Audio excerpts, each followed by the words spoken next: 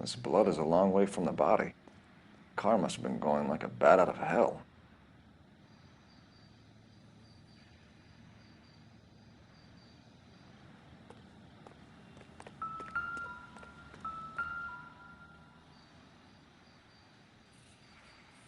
Body traveled a good 20 feet.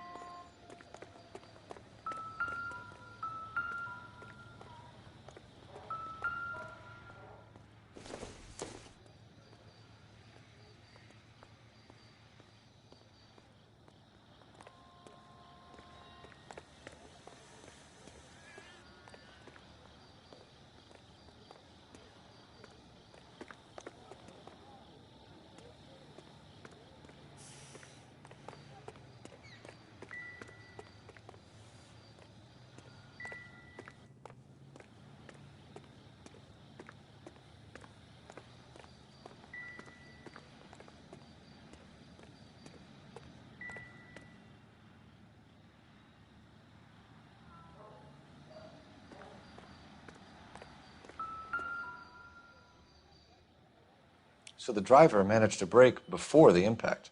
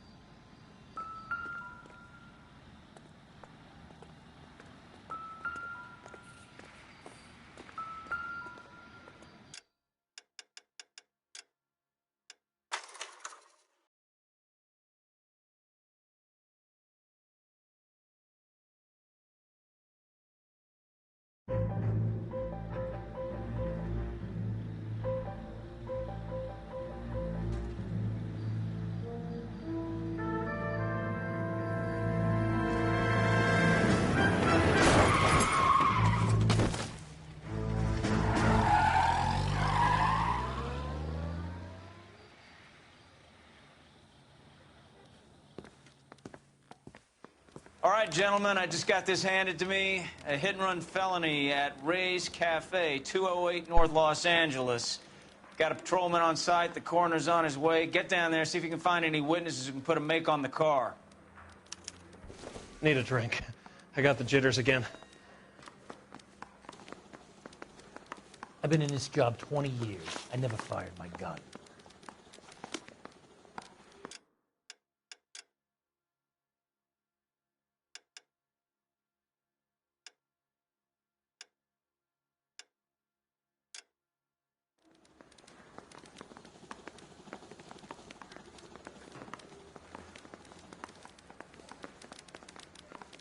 I didn't come to California to be a secretary. Yeah, I want to make homicide. They weren't even his print. I don't care. I don't go in for letting gangsters.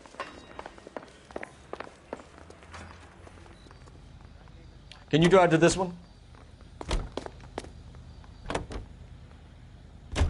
Looks like the...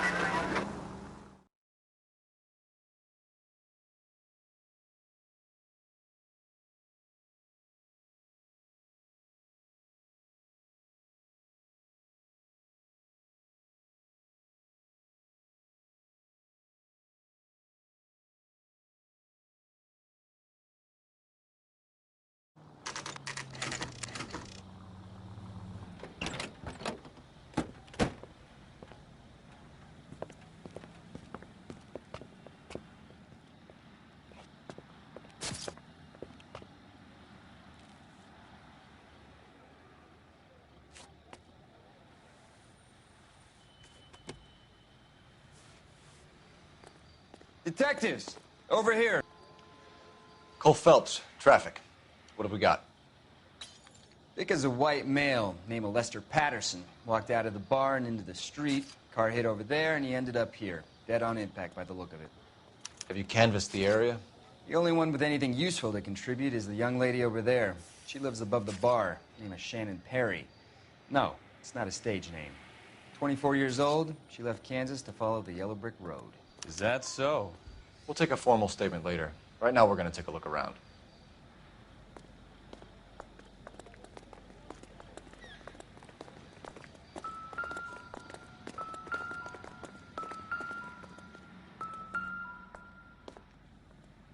So the driver managed to brake before the impact.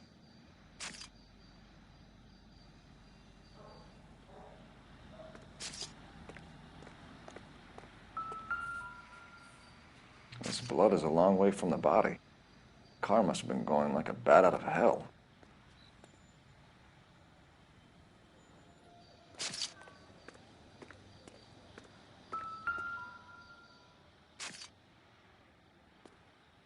Body traveled a good 20 feet.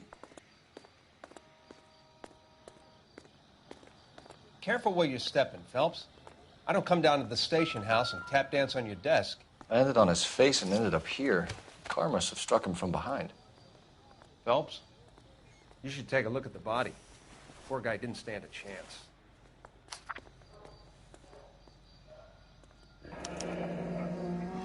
Patterson has life insurance.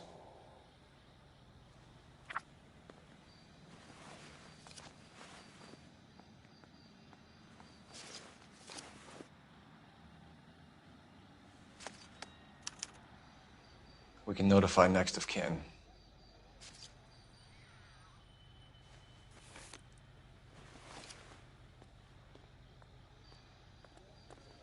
What have you got on the victim? From all reports, he was intoxicated at the time of the accident. I'll know how intoxicated once I've done the autopsy. Looking him over now, I'd say he died on impact. What about the chest wound? Isn't that inconsistent? Very common in auto injuries. Look for a car with a prominent hood ornament. Those things are killers.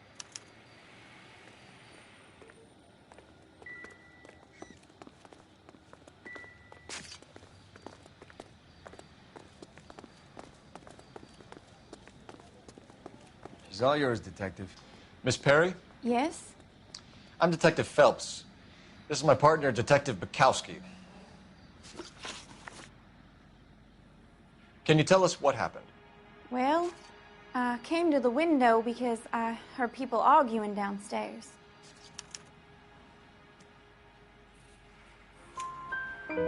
Then what happened? I saw a car hit that poor man and knock him down the street. What kind of car was it? A dark red Lincoln Continental. Did you see the license plate? Only the first three letters, I'm afraid. 3C8. Tell me more about the argument you heard. Well, there were two voices. A man and a woman, that's all.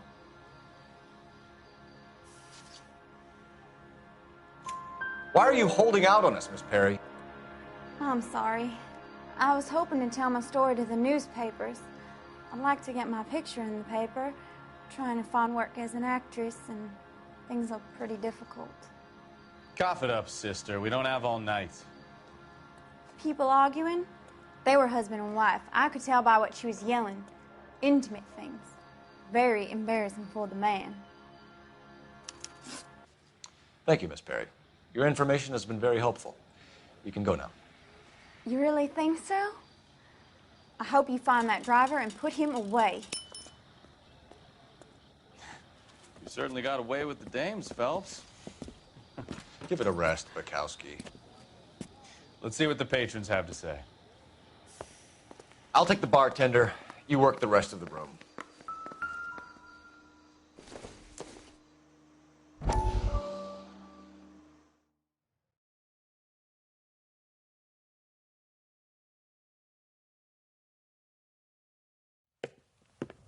Courtney, come in. Have a seat. Thanks, Doctor. How are you finding working at the clinic? It's, fine. Are you sure? Can I be honest with you, Doctor? I would hope so, Courtney. I was hoping that the therapy would be more beneficial. Treatment can, unfortunately, be very long-term. So many of the patients here are addicts, Doctor. Many of them have been for years, Courtney. In the past, these people were condemned to sanatoriums. If we can reveal the root of the problem, then we have a chance to help them. And until then, they stay sedated? Do I detect a hint of reproach, Courtney? I was expecting more, Doctor. I'm sorry. I don't mean to criticize. Part of being a physician, Courtney, is learning to be patient. How is it possible to keep so many of them on their medications, Doctor? Many of their addictions are illegal.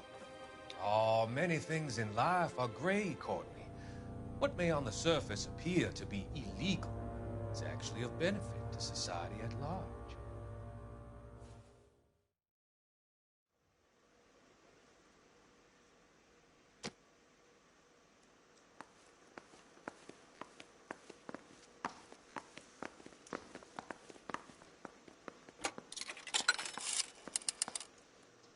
Operator, message for KGPL. Putting you through now. Phelps, badge 1247. How could I help, Detective? I need to run a partial license plate, 3 Charles 8. Cross-check possible Lincoln owners. Suspect vehicle is a red Lincoln Continental. Just a moment, Detective. Only one possible make on that license. Registered to a William Shelton, 738 West Temple Street. Thanks, ma'am. Looks like we caught a break on this one.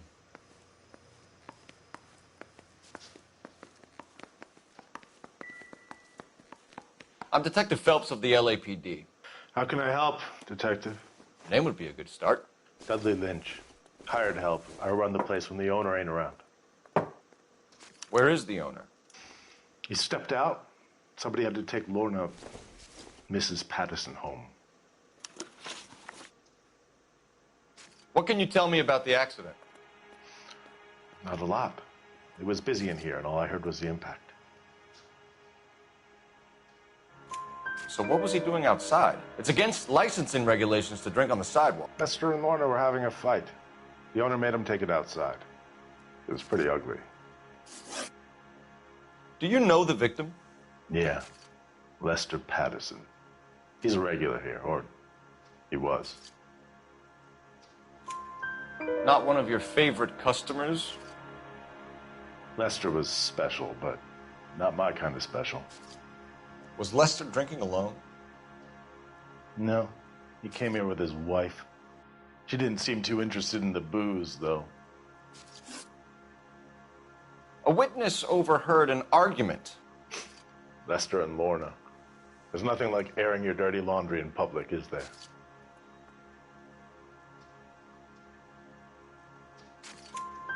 Why was Lorna Patterson in such a hurry to leave? What is going on here? Lorna was pretty upset, so Leroy took her home. Lorna and Leroy are close. They've been talking about opening a new bar. Leroy? Leroy Sabo, the owner. How long have Lorna and Leroy been talking about this new bar? Who knows? I just served the drinks.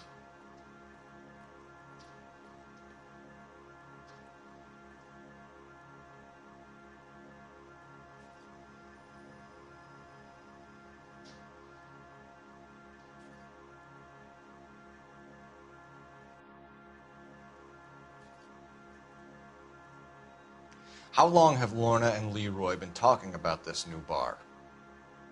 Who knows? I just served the drinks. Bartenders hear all sorts of things. Are you going to tell me, or do we have to start playing rough?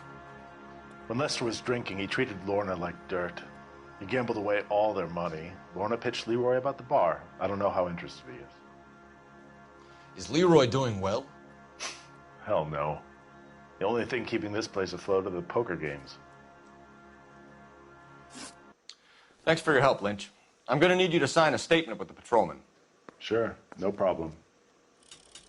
You get anything out of the regulars? They weren't giving too much away. They liked watching Lester and Lorna go a few rounds every other day. And Lester was a fan of the love tap.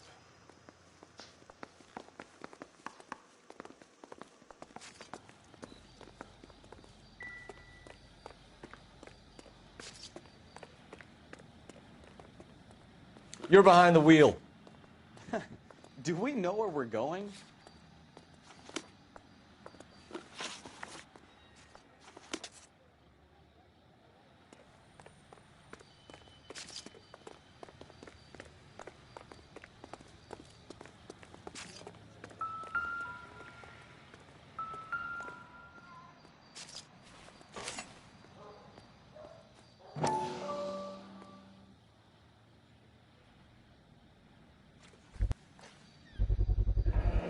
Knife covered in blood.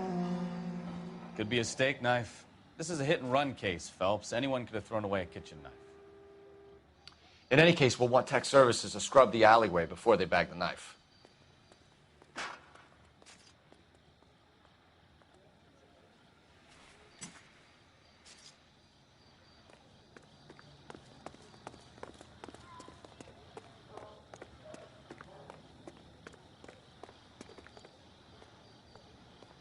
You drive.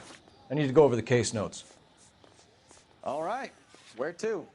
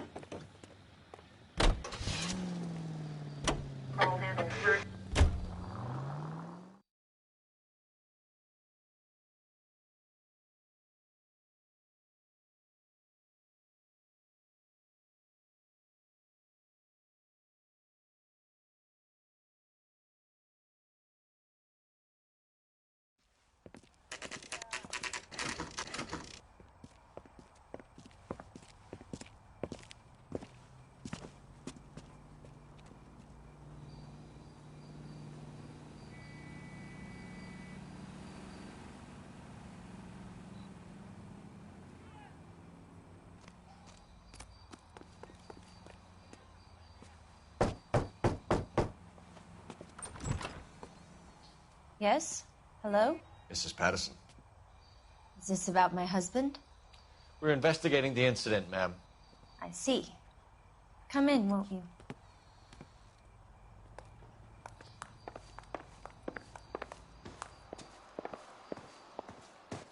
Can you tell me what happened? What's to tell? He got hit by a car and now he's dead. You don't appear to be too upset about the fact. Lester and I met on a furlough in '44. We got married that weekend. People don't understand it now, but that happened a lot back then. I see. So you probably did well to stick it out this long. What's that supposed to mean, mister? I think it's about time you left. I have someone here, I and beg your pardon? You're gonna have to run that one by us again, sister. It's okay, Lorna. I'm Leroy Sabo. Well, well. Nice to see you're comforting the grieving widow, Mr. Sabo. All right, wise guy. Do you have any intelligent questions you would like me to answer? You can confirm Mrs. Patterson's story. Lester lost at cards. He was kind of hard to control when he lost his temper. He turned without looking and walked right out in front of the car. It wasn't good. What's your relationship with Mrs. Patterson, Mr. Sabo? We're friends. Good friends. You expect me to believe that? Look, I was filing for divorce. Mental cruelty. Lester could be a mean son of a bitch. And Lester knew about that? No, I hadn't told him. Well, hasn't this worked out well for the two of you? I feel almost bad for busting in on this little rendezvous. How did the car come to hit Lester?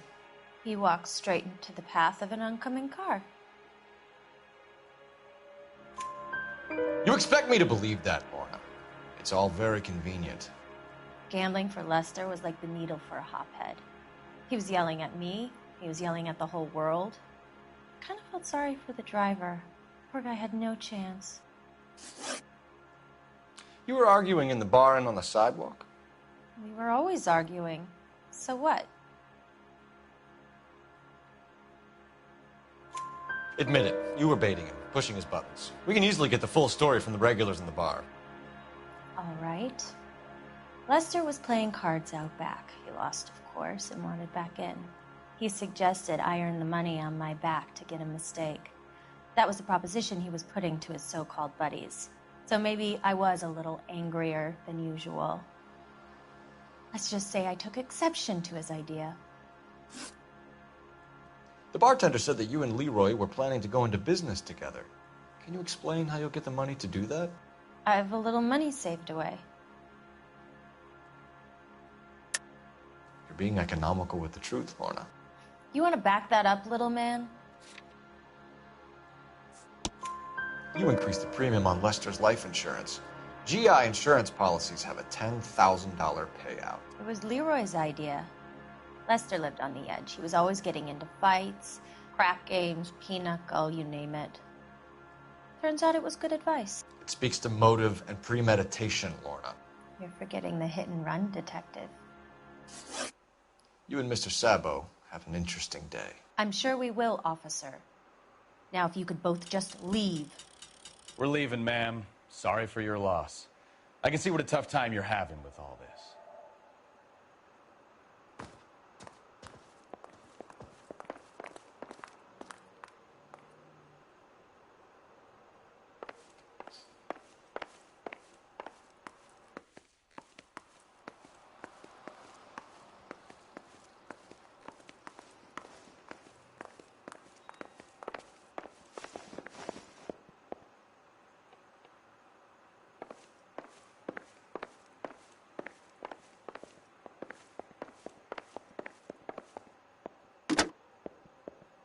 Operator, give me dispatch.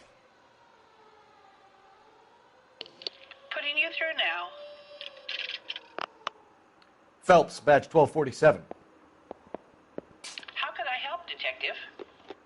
Messages, please. Just one detective from the coroner. Message reads, Phelps, see me at Central Morgue immediately.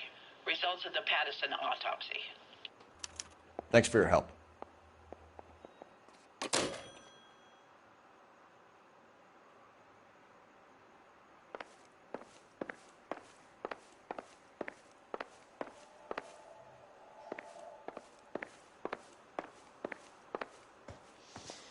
Lester could be a heel, but that's a lousy way for anyone to go out.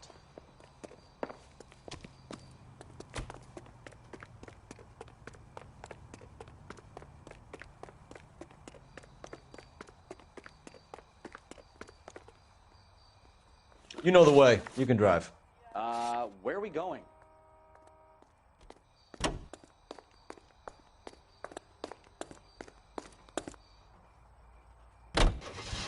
It's a lucky break getting a partial.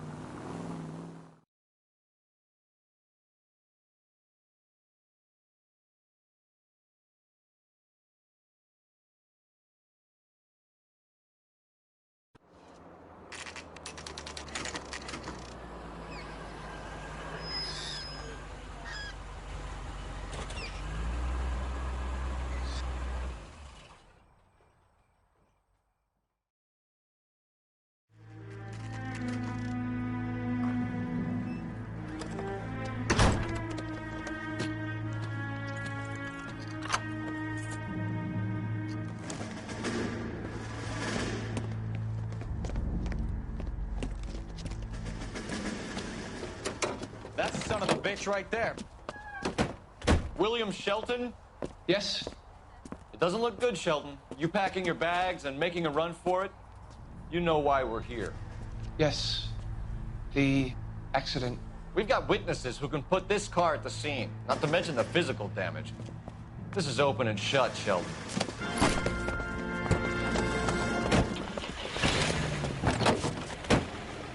That coward thinks he can run from everything.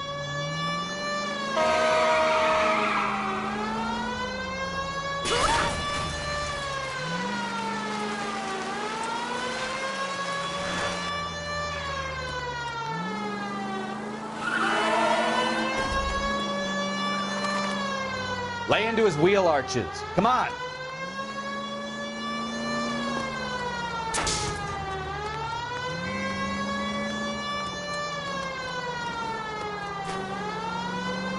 Enough games, Phelps. Take this guy out. No wonder he killed someone, driving like this. Don't let that asshole get away.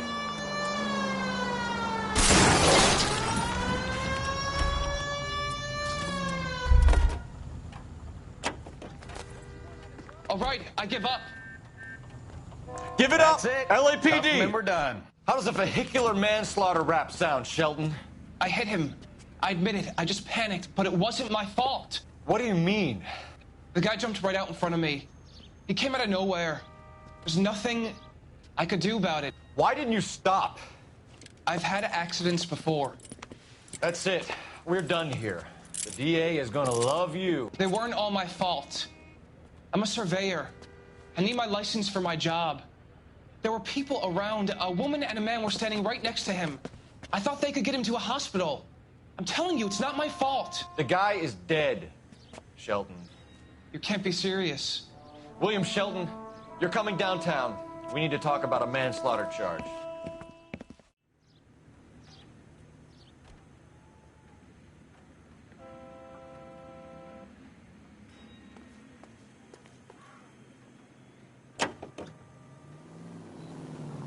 Continue to respond, please.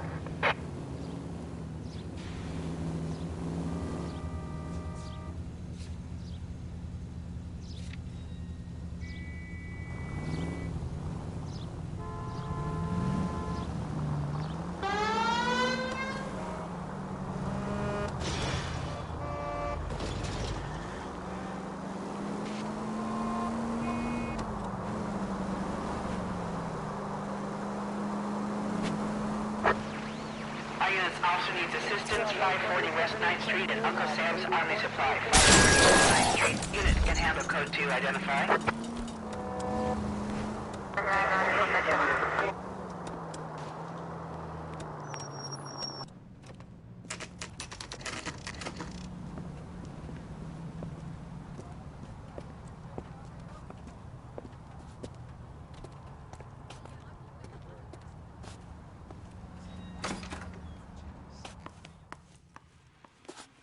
Look, that's the latest thing.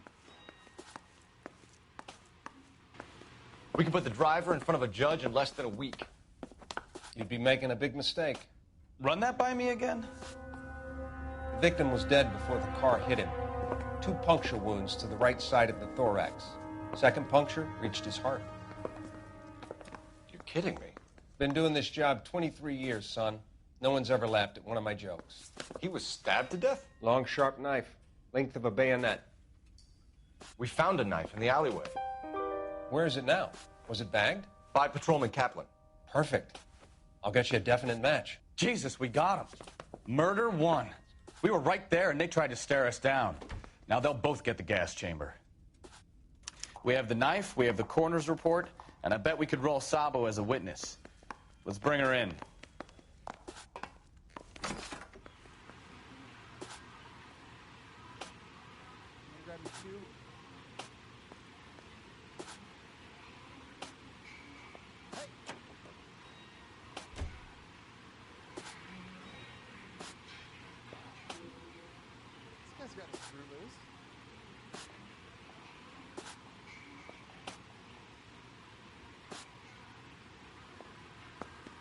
Jesus H. Christ!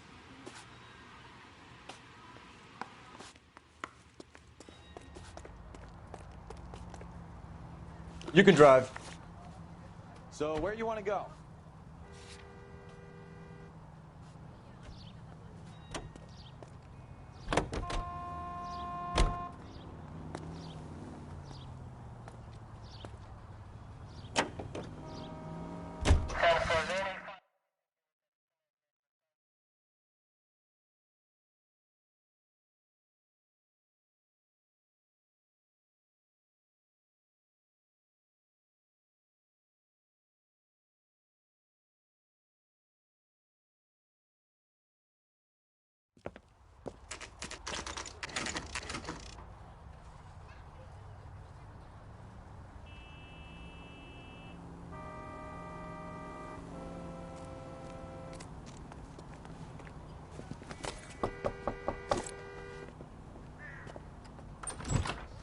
spoken to the coroner, Mrs. Patterson.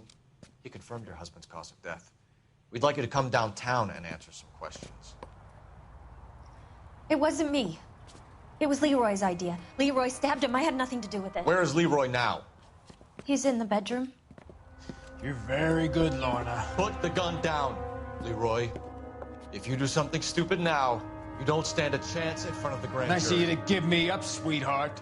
All that whispering in my ear, telling me how we had to get rid of him, how good it could be, all the money we could claim, all that planning, how to get him into the street, how to make it look like an accident. For God's sake, you had Leroy, all shut the up! bases covered, baby. I had nothing to do You with think it. I'm gonna fry for you, He's a Lorna? crazy man. Shoot him. Shoot him, for God's sake! It's too late, Sabo.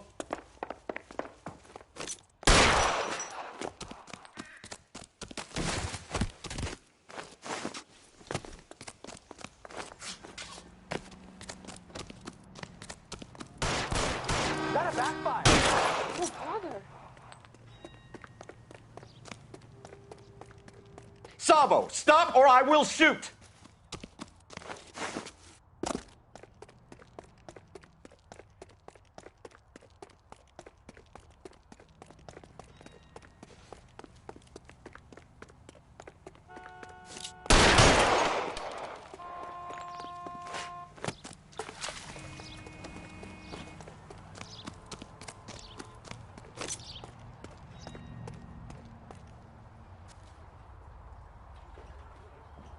Now, are we gonna make a bargain or what?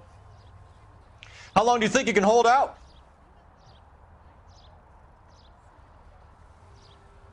You want to back off.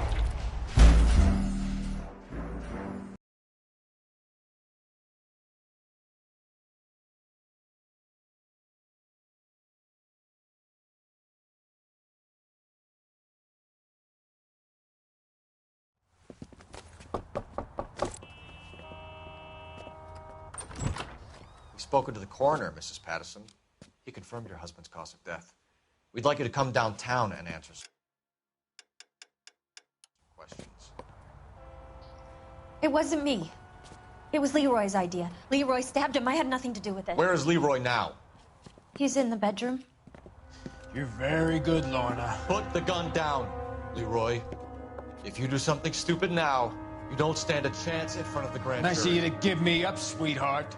All that whispering in my ear, telling me how we had to get rid of him, how good it could be, all the money we could claim, all that planning, how to get him into the street, how to make it look like an accident. For God's sake, you had Leroy, all shut the up! bases covered, baby. I had nothing to do You with it. think I'm gonna fry for you, He's a Lorna? crazy man. Shoot him. Shoot him, for God's sake! It's too late, Sabo.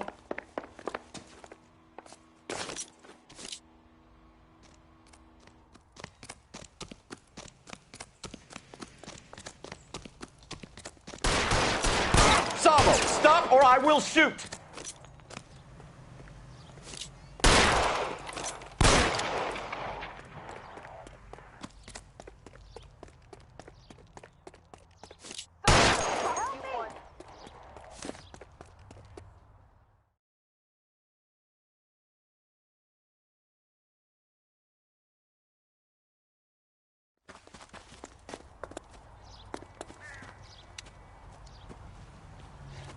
You look spooked, Phelps. I thought you'd been under fire before. It never gets any easier, Bukowski.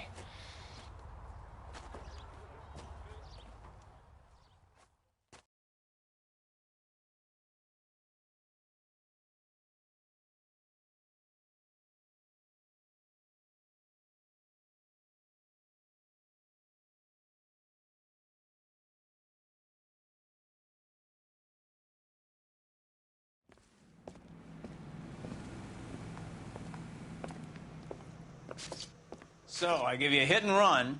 You bring me back fraud, conspiracy, and first-degree murder. This is how a good detective operates, Phelps. You take nothing at face value. You keep digging and asking questions until you get to the truth. You got some sharp elbows on you, detective. I like that. Keep up the good work.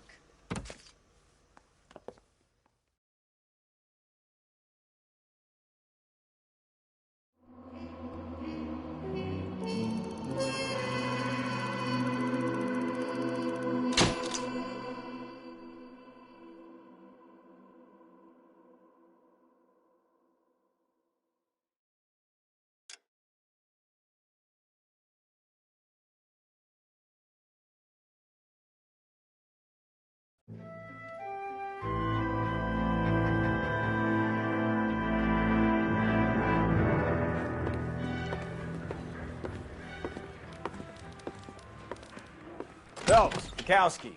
Beat cop says he located a green Kaiser Fraser from the hot sheet. Address is 6 West 2nd Street. Get over there, see what you can find out.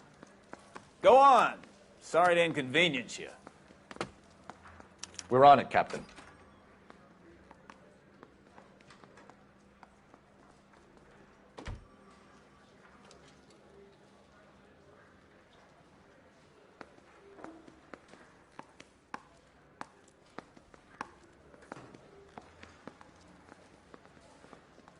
Mouthpiece tore strips off me at the grand jury. Case got thrown out. Now the DA wants my head.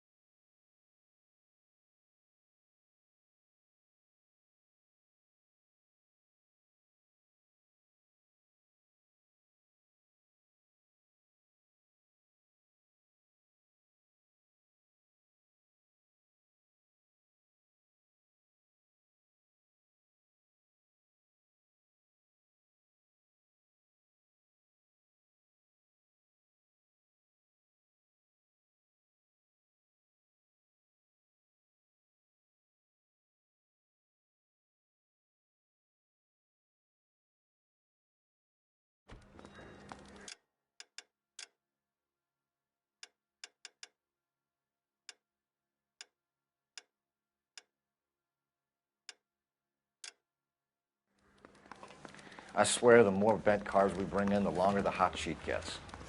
It pays the rent, though. Keeps Mrs. Phelps in the manner to which she's accustomed. I'm not sure she'd agree with you. Passionate, romantic type like you, Cole? I don't believe it.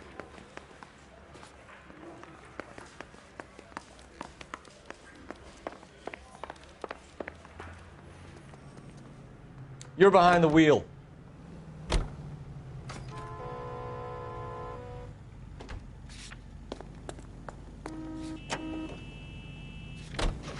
They're calling her the Dahlia now. I wonder what...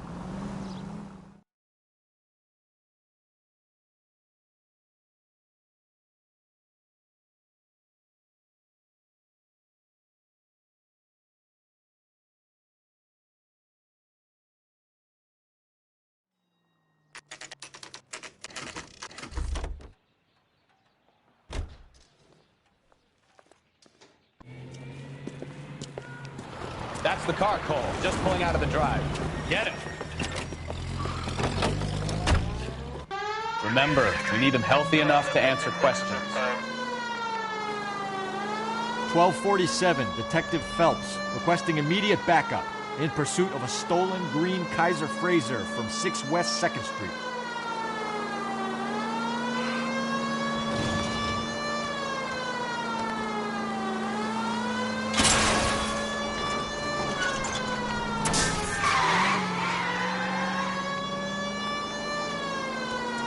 Enough games, Phelps. Take this guy out.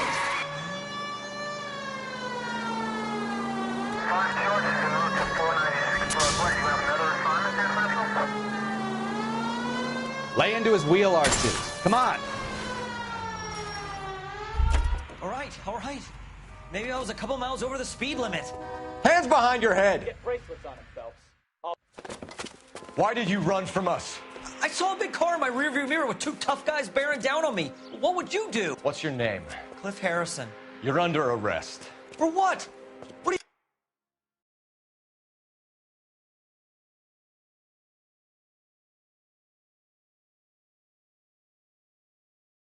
you talking about? Nice try. I'm talking about the car being stolen. You're out of your mind.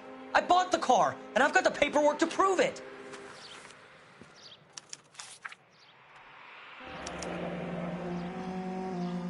Looks like we'll have some questions for the people at Coombs Automotive.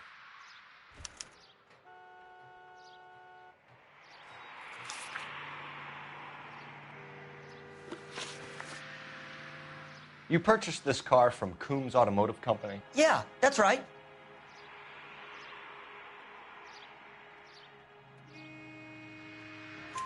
And the ownership papers? From the same place.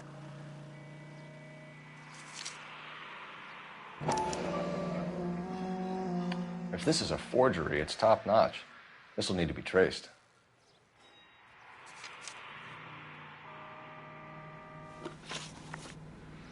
You have a criminal record, Mr. Harrison? No, nothing like that. You better give us something, Cliff, or we're gonna make this hard on you. I didn't steal the car. I ran because I've got some wacky backy in the glove compartment. How much, Cliff? 1 reefer. We'll let it slide. You're in enough trouble. Who did you deal with at Coombs Automotive? The owner, Richard Coombs. And he made out the bill of sale personally? Of course he did. He kept a facsimile for his records. Check with him. We're going to get to the bottom of this, Harrison. Until we do, you're going downtown. You gotta be kidding me. I'm getting arrested for buying a goddamn car? If everything is legit, Harrison, you'll be out soon. Until then, if I were you, I'd keep my mouth shut. Vegas possessions as evidence and have him arraigned for grand theft auto. Right, Detective. You know who my father is? We need to get to Coombs Auto and check out Harrison's story.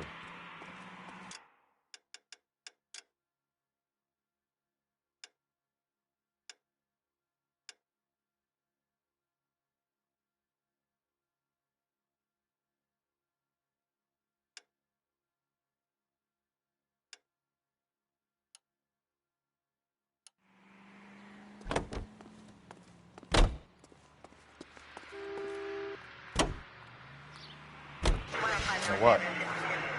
I think he's telling the truth. Some of the most convincing people you will ever listen to are born liars.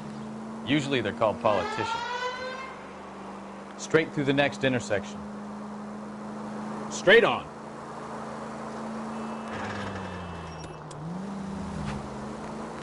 The paperwork all looked above board, and he seemed like a clean-cut kid. Keep going straight. Goddamn maniac! Uh-huh. Well, I get it now. You see some kid who's basically you 5 years ago and assume he's got to be innocent. Go straight through here. I'm more than happy to be proved wrong. Hey, if he'd been black or Hispanic, you'd be singing a different tune. You spout all this communist crap about treating everybody the same, but it only works one way. Right turn, coming up. Take the next right. I'm not sure that's communism, Stefan. Oh. I wouldn't feel safe in a tank with you driving. Straight through the next intersection. Straight on here. Ah, you're gonna kill someone! Left, coming up. Oh, God, please. Not another history lesson from the man who single-handedly won the war.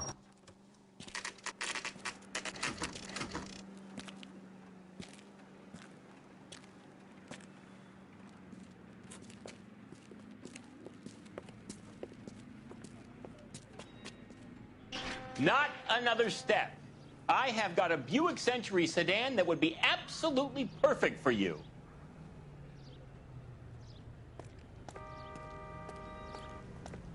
Detective Phelps, LAPD, are you the owner? That's right. Richard Coombs at your service. You looking to trade in a black and white, boys? Mr. Coombs, we're investigating an auto theft. A man by the name of Cliff Harrison claims he bought the car here. Well, some people would say that my cars are a steal. That's a joke, son. Very amusing, Mr. Coombs. I remember Harrison. It was a green two-tone Kaiser Frazer, if I remember rightly. Do you have the bill of sale? It's in my office. Walk this way.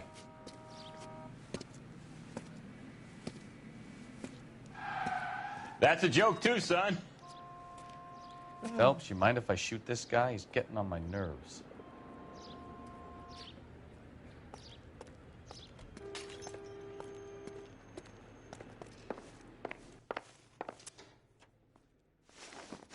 Here it is.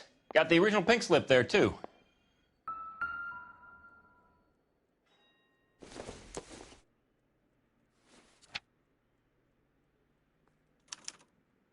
Gene Archer, 146 North Fremont Avenue.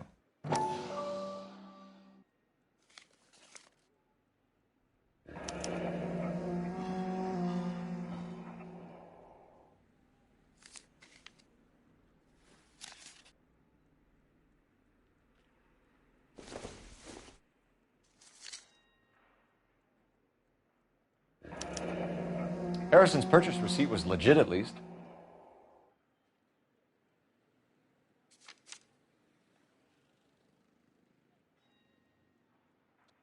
We have a couple of questions. All right, fellas, shoot. Can you tell us how you came to buy the car? Girl just wandered in right off the street.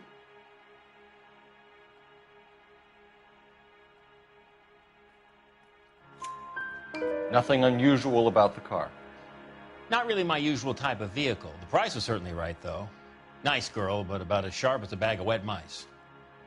Did you pay with check or cash? A check. She wanted it made out to cash, but I insisted. Man has to watch his cash flow. What name? I made it out to Gene Archer on the Bank of Arcadia. Can you describe this Gene Archer? Brunette, maybe 25, 26. Little on the plump side, but not bone ugly. What was your impression of her?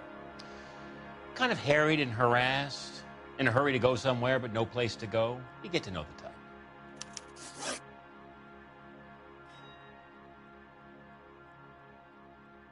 Do you know anything about the company that prints these pink slips? Nope. Should I? It isn't exactly my business.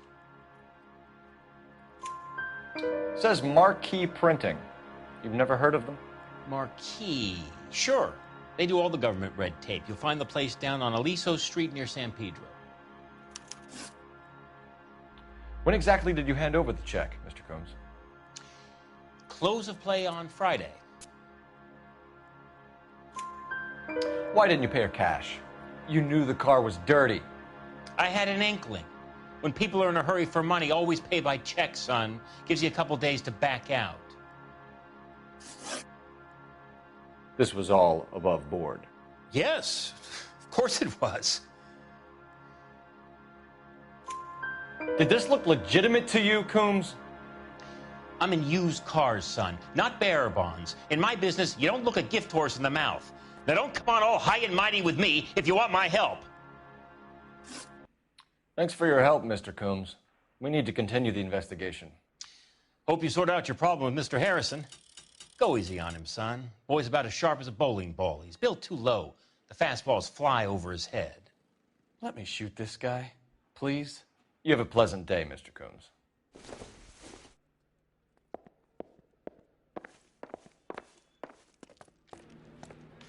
Well, Harrison might be off the hook, but we can still run an APB on Gene Archer. Get on the horn and call it in.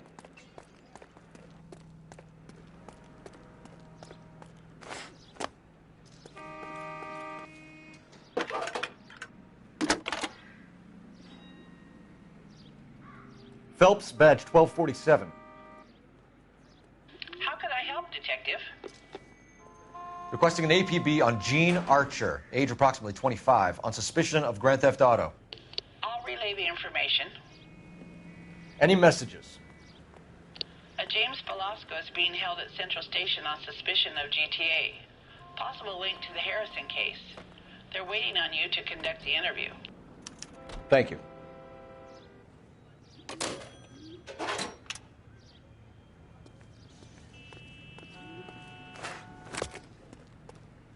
Can you drive to this one?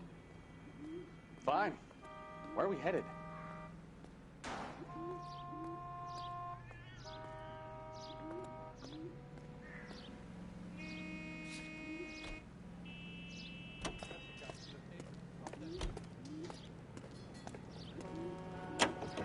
Hey, what the hell are you doing? Subtle as a hand grenade and a barrel of oatmeal.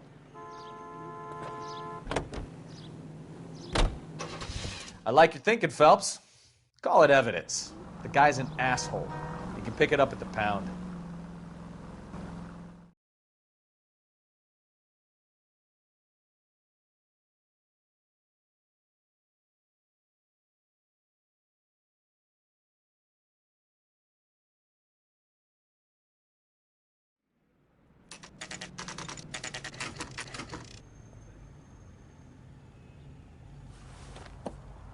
Empty. Should have known that Archer broad would have given us a false address.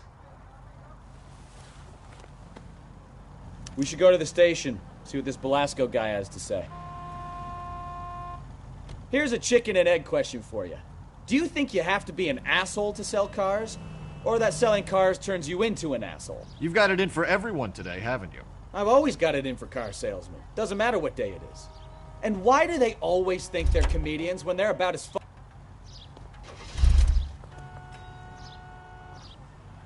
You drive. I need to go over the case notes. And where exactly are we going?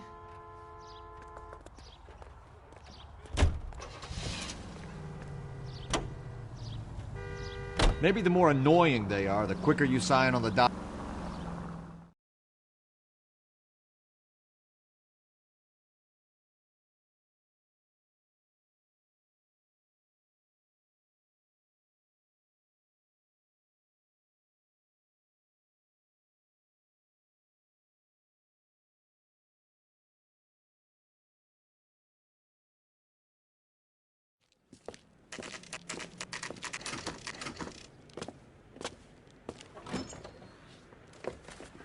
Detectives, Belasco is prepped and ready in 2. Another stolen car with legit papers. Thanks.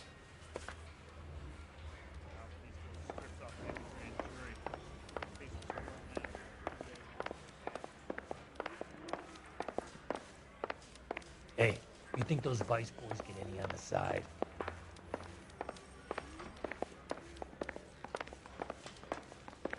Are you drunk, mister? Or are you just cracked? I say we bust in there and find the goddamn evidence.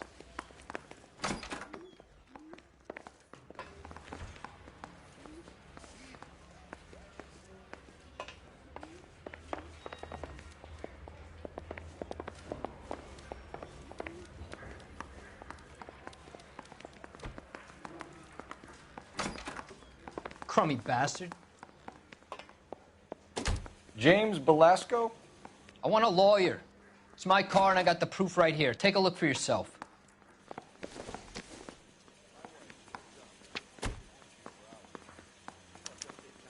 The paper is real enough, Belasco, but the car isn't yours. This pink slip is a forgery. I gave his wife a tap. He said all's fair in love and war.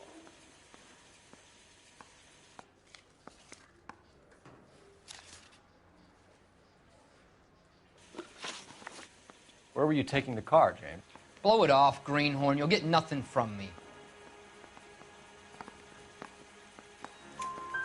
You're a 2-time loser. If you don't give me something, I'm gonna ask the DA for the maximum. You're looking at 10 years, Belasco. Kiss your youth goodbye. I want a deal. Keep talking and we'll see what sort of deal you're worth. My job is to drive the cars out of state. Nevada, Arizona, sometimes New Mexico.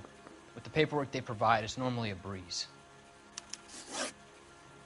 Does the name Jean Archer mean anything to you? Nope. Never heard of her. You're a liar, James. Say that again. I'm telling the truth. I don't know the broad.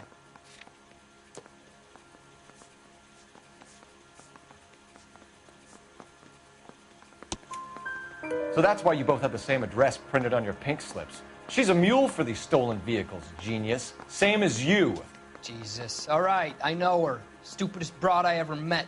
Always cooking up crazy schemes. I don't know why those guys use her. You happy now? What happens to the cars once they cross over the state lines? I don't know. I just deliver them.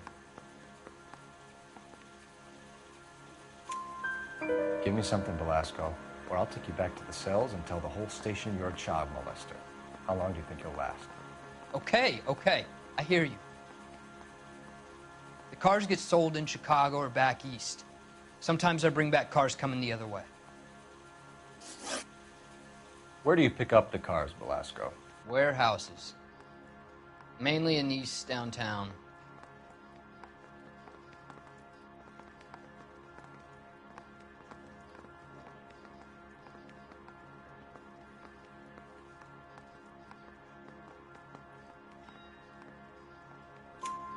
An address, Belasco. You want my help with the DA? Cough it up, now.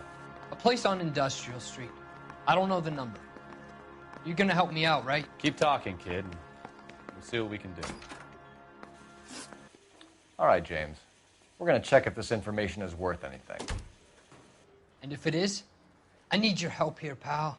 If it is, then we'll know you're a man of your word, and so will the DA. You're Phelps, right? Yes, I am.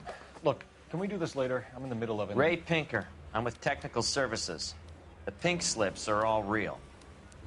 Yes, we know that. There's only one company that prints them in California, the Marquee Printing Company. They've confirmed that the numbers are legitimate. You've checked them out? Sure. They're on Aliso Street, near the corner of San Pedro. The guy I spoke to was Lightval. Gordon Lightval. Here, I wrote it down. Thanks, Ray. This is a great lead. We'll get down there as soon as we can.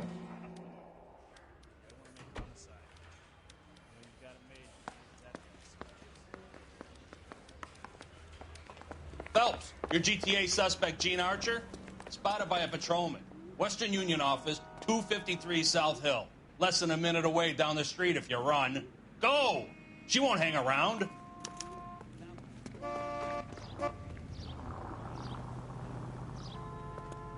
You know the way. You can drive.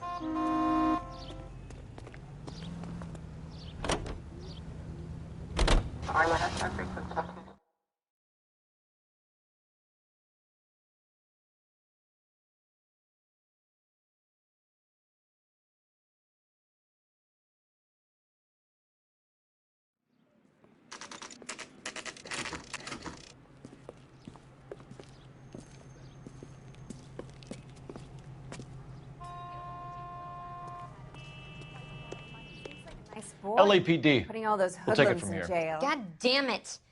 Everyone's against me. Look, just let me get my money and get out of here, okay? You look sweet. How about giving a girl a break? I could be very nice. I'm afraid I can't do that, Miss Archer. Stefan, call for black and white. Just my luck to get the only hair sure cop in the LAPD. The car you sold to Coombs was stolen, Miss Archer. There won't be any money. I handed over all the right paperwork when I sold it, Buster.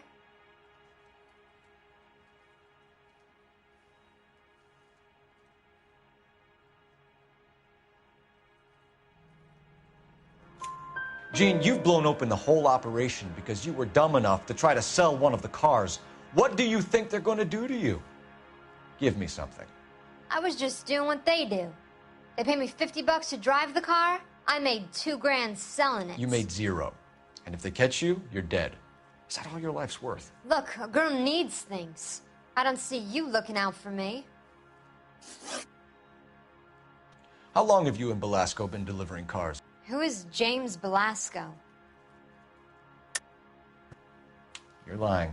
James Belasco. I don't remember mentioning his first name, Miss Archer. Oh, Well, I think you did, didn't you? Well, I'm sure of it. Anyway, I don't know him.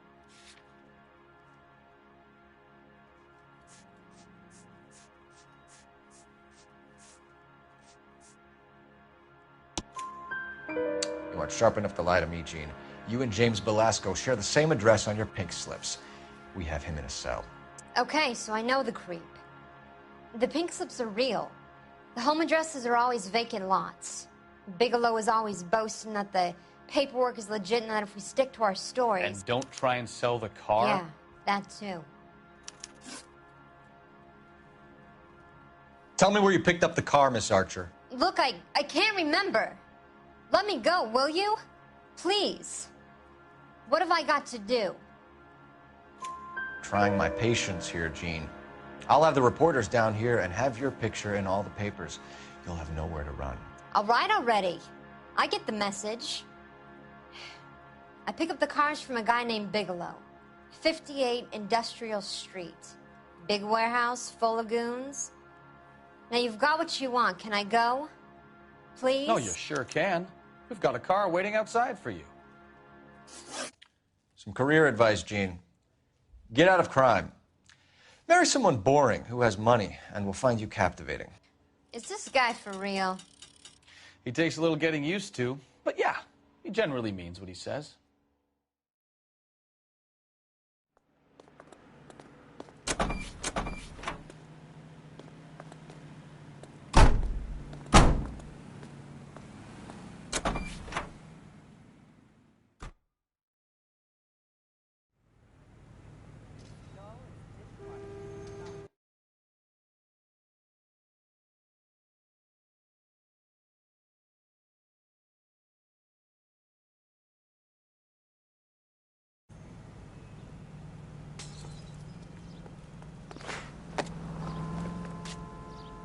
Can you drive to this one?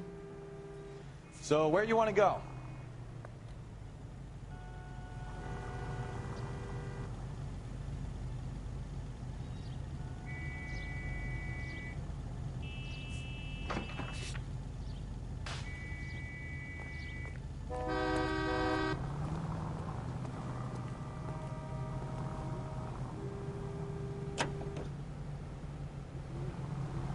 Friendly girl. Used to getting her own way. Little did she...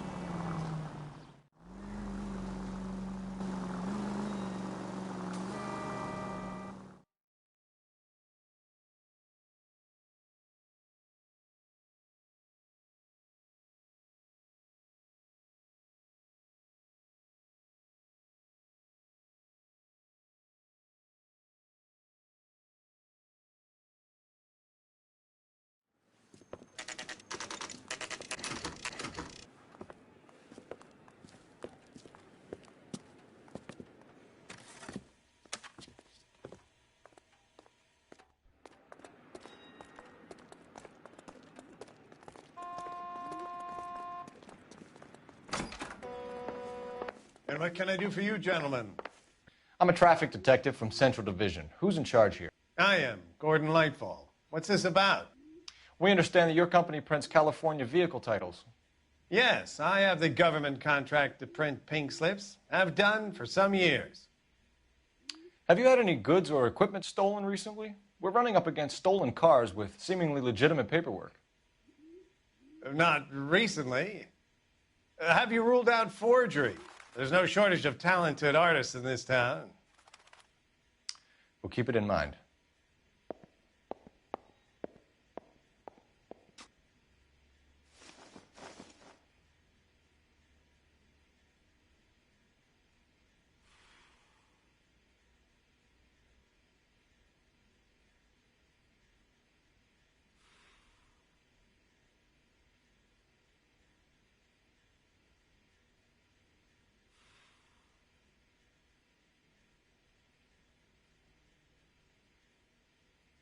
Listen, I'm busy. You know where the door is.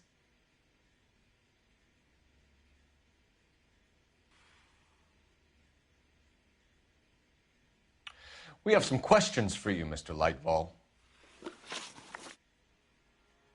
Mr. Lightfall, we're currently working 2 auto theft cases. Do you know anything about a car theft ring? Certainly not. Why would I get mixed up in a thing like that? We have suspects with legitimate pink slips that were printed here, Lightfall. You better give me something before I bring the whole department down here. Don't be hysterical, Detective. As a matter of fact, we had a similar problem a couple of years ago. A number of used car lots were selling blank documents to a criminal organization.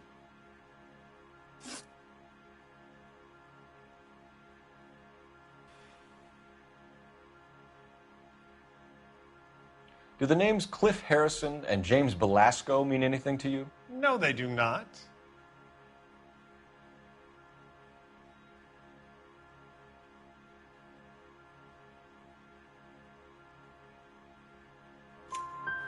Harrison bought his car from Coombs. The pink slip looks good, and that points the finger here. Do you have any employee trouble? No, I don't. They've all been carefully screened.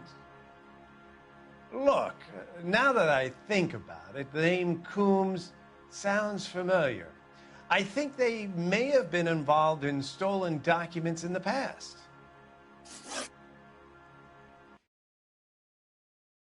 Do you have a delivery ledger, Mr. Lightfall? We would like to cross-check against the Coombs Automotive Emporium. It's a little out of the ordinary, Detective. I'm not sure I can share those sorts of records.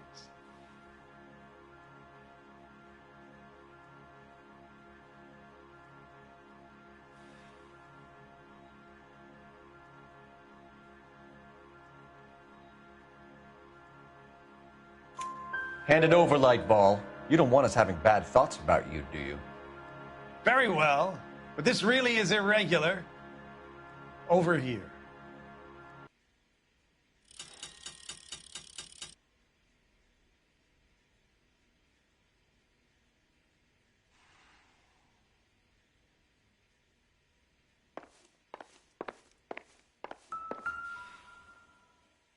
Look for patterns, recurring names, unusual addresses, anything out of the ordinary.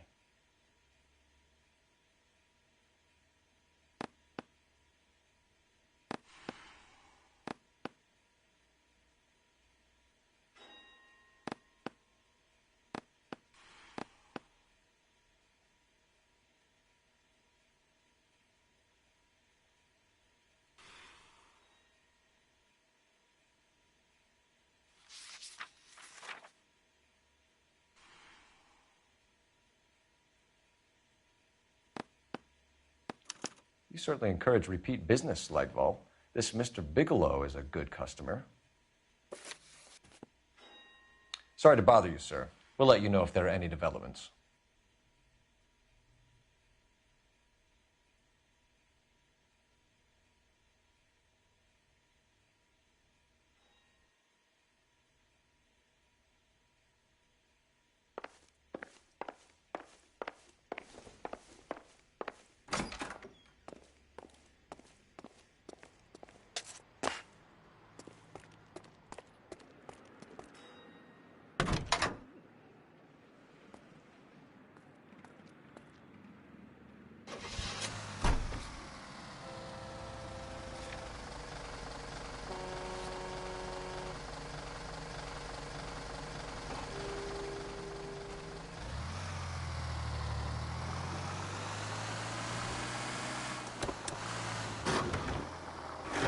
Straight ahead here.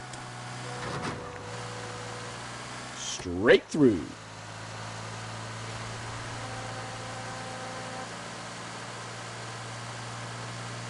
Straight through at the next junction.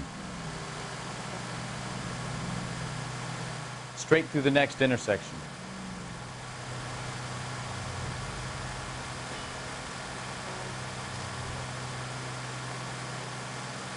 Straight ahead.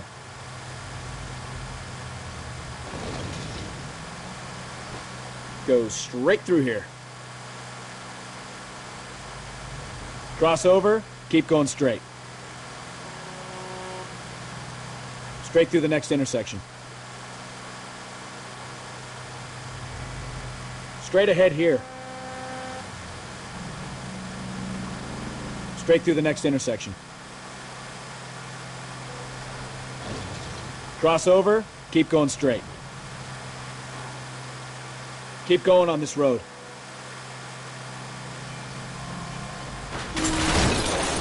Are you blind? Go straight through here. Keep going on this road.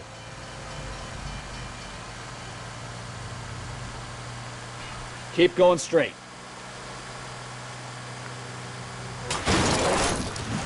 You're a goddamn menace! Next left.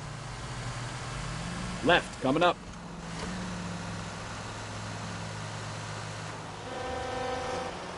Right turn, coming up. Turn right when you can.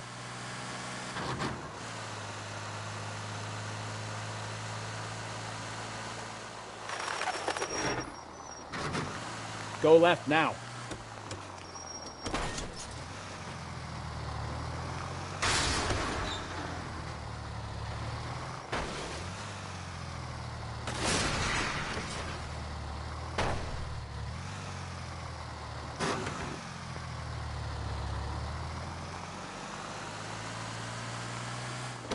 Take the next right. Take the next right. Oh, I knew I should have driven. Next right.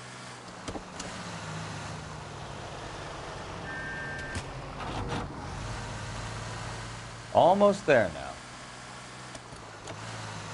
Stop just ahead.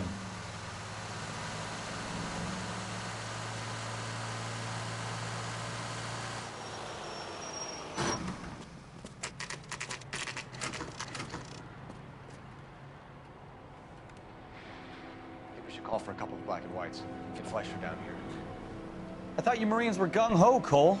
You have a 45. Don't you ever want to use it? I'll take the back. Just give me a few seconds to get around there.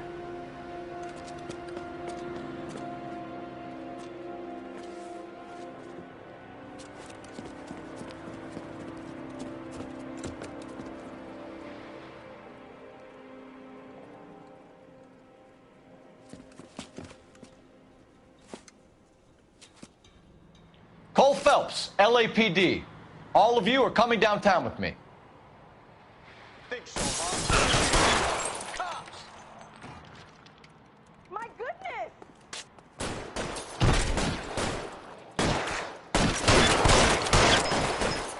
Reinforcements are on the way. Cease and desist. Let's move forward!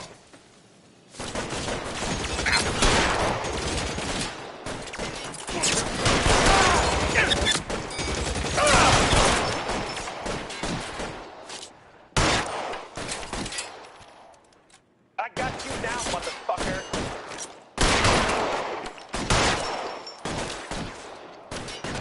I'm gonna put a hole in you, asshole.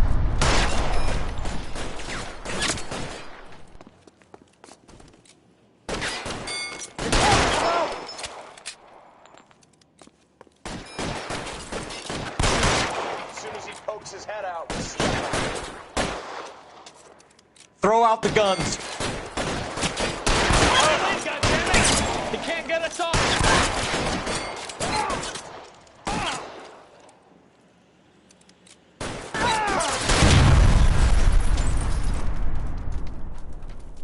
Let's clear the top floor. I don't want to get drilled in the back on the way out.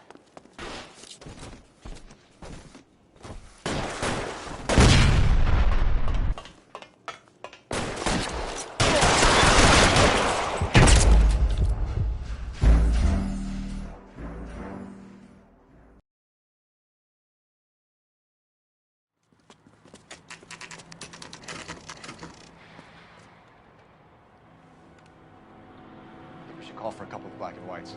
Get Fleischer down here. I thought you Marines were gung-ho, Cole. You have a 45. Don't you ever want to use it? I'll take the back. Just give me a few seconds to get around there.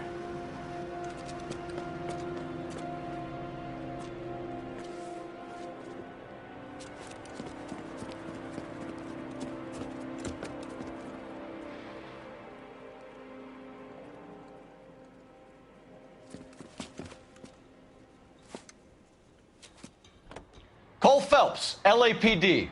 All of you are coming downtown with me. Think so, huh? Look sharp, it's the cops!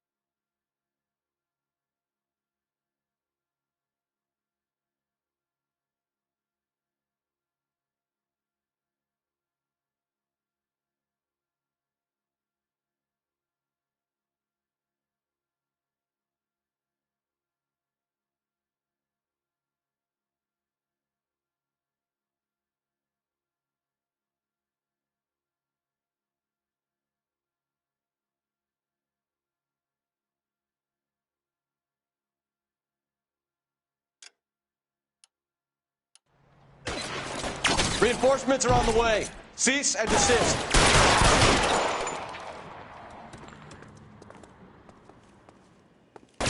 I'm gonna put holes in you, asshole. I've got you, Phelps.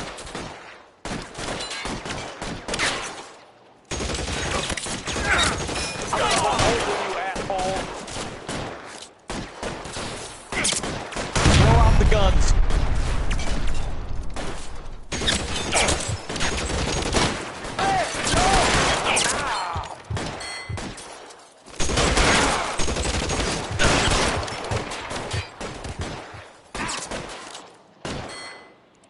I got you down, motherfucker.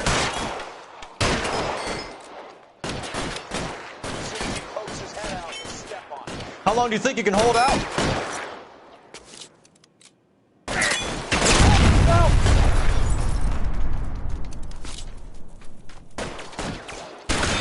For a dead man.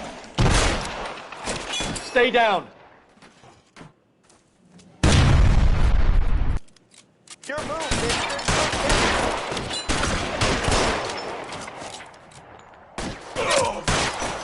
Stay in cover. I've got you, Phelps.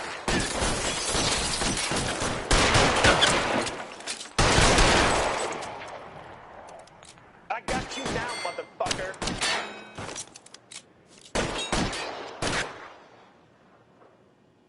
Clear. Go.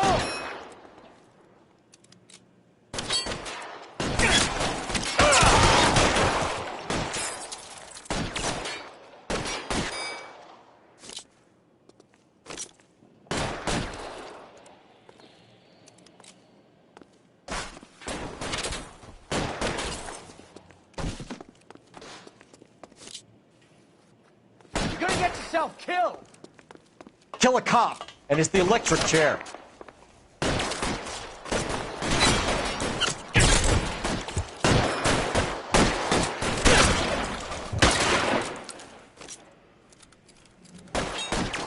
Your move, mister. Get me. Find some cover.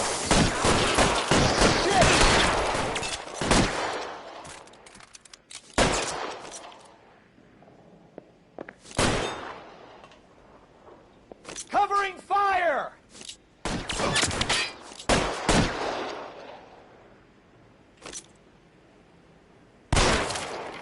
Try the door at the end. I heard something.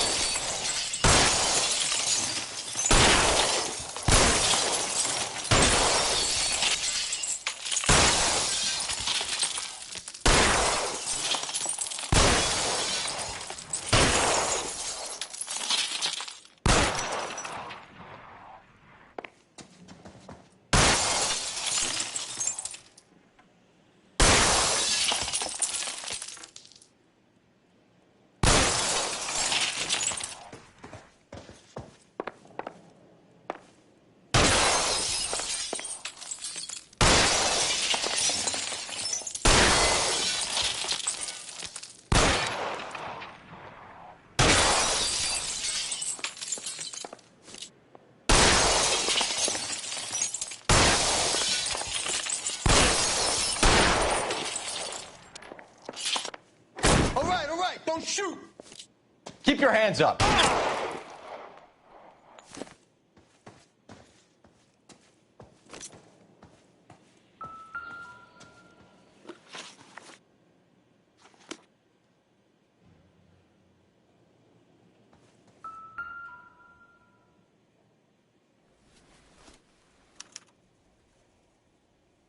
Marquee Printing Company. There's nothing like going direct to the source.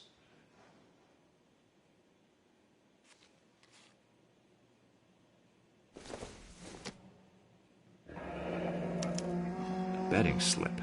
Looks like Mr. Lightfall has been on a losing streak.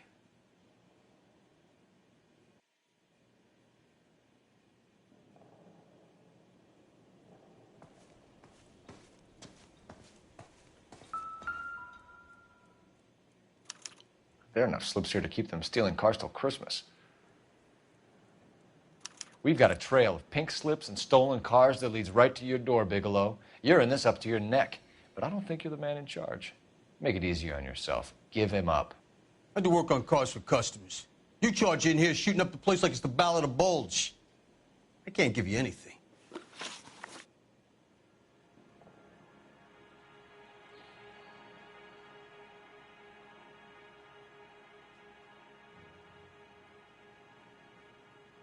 We know about marquee printing. You can make this easier on yourself by giving us your man on the inside. I sometimes repair cars and put them back on the road. I need a pink slip to resell them. There's no problem there. There are at least 4 dead men in this warehouse. A couple more. Punks won't make for that much extra paperwork. We'd be doing the legal system a favor. Okay, tough guy. I get the message. Lightfall, the guy who runs Marquee. He's the big shot. He likes to spend big at the track. He owes people. Lightfall, the guy with no luck at the track. Tell me about him. It's one of the guys lying over there. You're right. He has no luck. That's the best lie you can come up with, Bigelow? Hey, would I lie to you, detective? I'm not exactly in a good position here now, am I?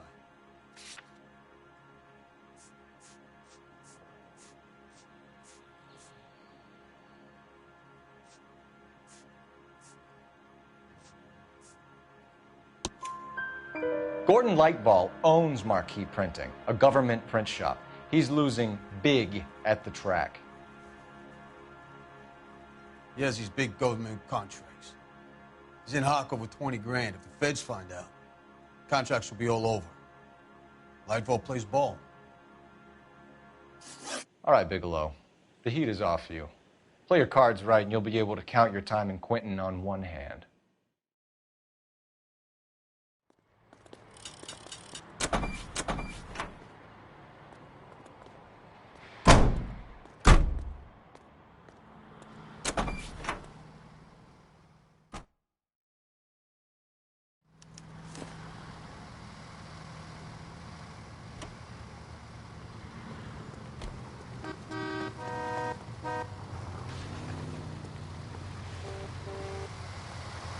I'm sorry, sir. Police officer, I need your car. This. What a mess. Gonna take some cleaning up, that's for sure. I wish it hadn't gone that way. You're behind the wheel. All right. Where to?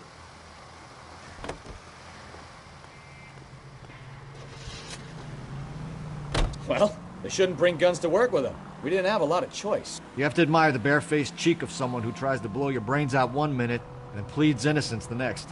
Yeah.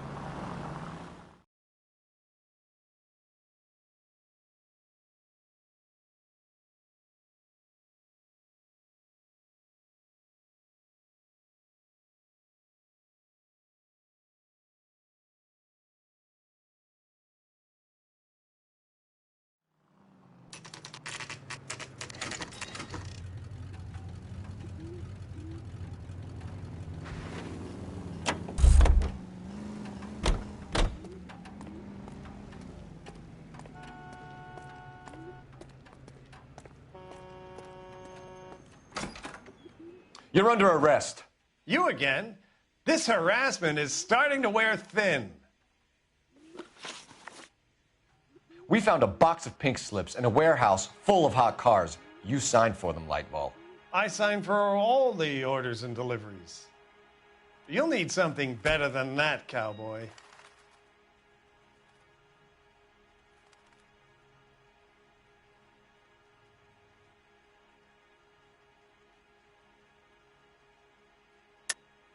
Save it, Lightball. We already have all we need to send you down. I've had enough of this. You either produce some shred of proof, or I call my attorney.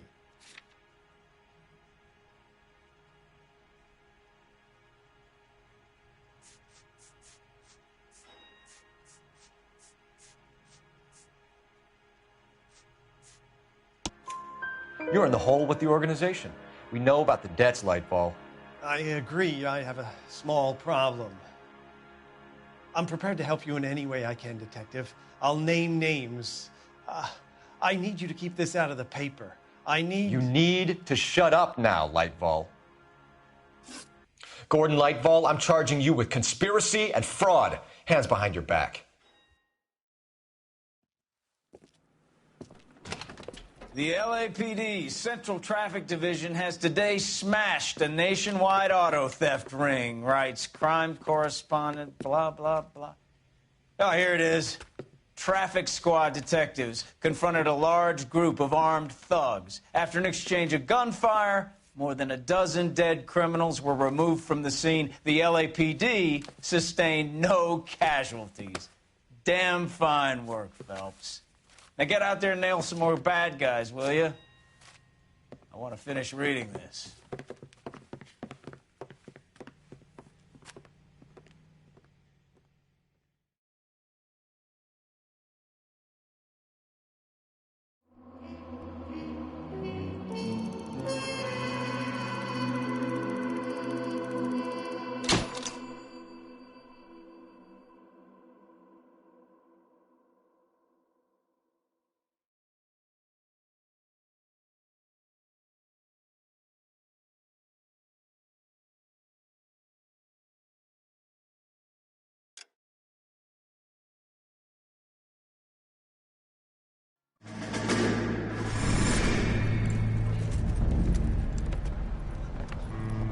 My family runs a shipping business in San Francisco.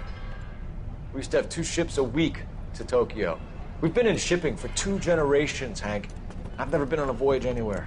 I feel like Odysseus in the beginning of his journey. The Odyssey took 10 years, Cole. This is the American century. America can rule the world after we win this war. We need to stay alive, Cole. These men are counting on us. Have you heard what the veterans are saying to each other? No. Golden Gate and 48. That's 4 more hard years of fighting.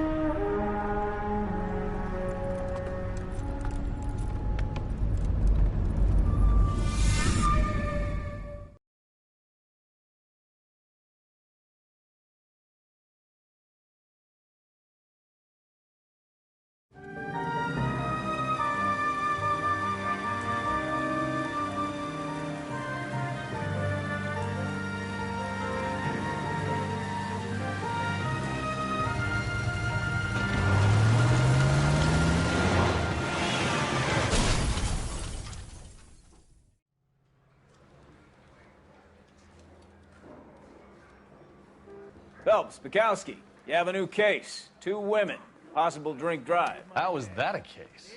The broad says she was doped and that somebody tried to kill her. Where did this take place? That's the bit you're gonna love. Right across the street. What? A Chevy Styline took a nosedive off the escarpment, fetched up underneath a Cola King billboard. Up to it, boys. We got bad guys to catch.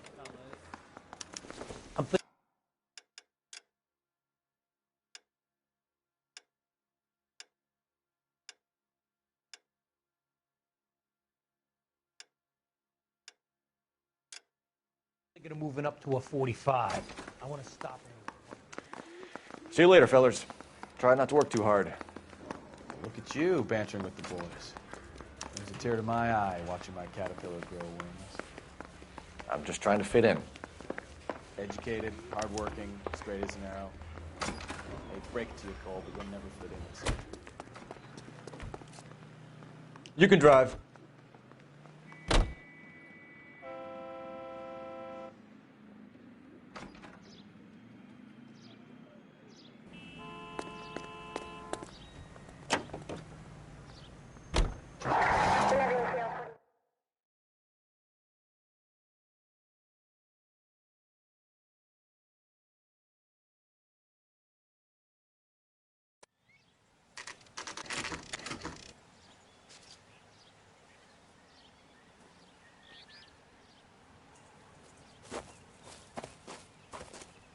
Her face looks familiar. Well, that's June Ballard, Tarzan's sister, beast of the Amazon. She's married to Guy McAfee. The captain has moved to Vegas now, but the 2 of them still have juice. Phelps, traffic. Detective Phelps. Hey, Bukowski. Long time no see. You could have called this in by megaphone, Enrique. Phelps, this is Enrique Gonzalez. Enrique was a pretty decent middleweight. What do we have, Gonzalez? Broad drives right through the empty lot and off the side of the escarpment. Her story is that a movie producer doped her and her friend and sent the car over the cliff. Was anyone hurt? Driver's beat up. Not too bad considering. If she hadn't hit that billboard, we'd be scraping both of them off the pavement. Passenger's a Jessica Hamilton. She's just a kid. She's pretty knocked around. Kid gonna be all right? I think so. They've taken her to central receiving. If you want to take a look around, install the ambulance. Thanks. Do that. One more thing. Watch out for the driver. She cuts rough.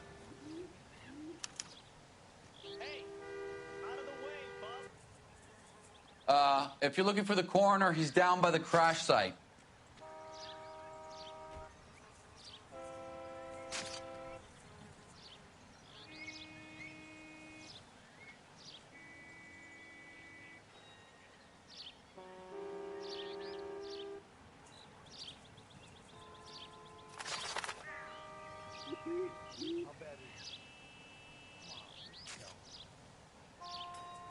Cole, we've got things to do.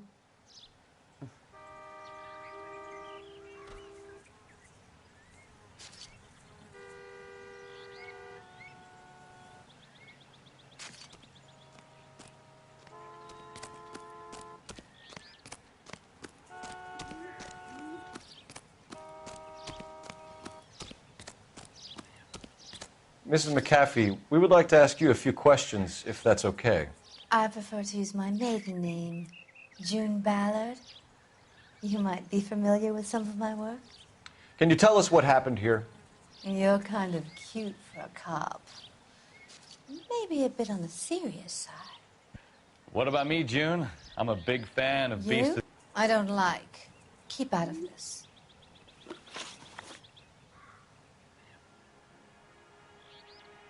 You were giving me a thorough going over. I was just starting to enjoy it. This is a big scene, Phelps. We need to get our bearings. Let's go see the coroner.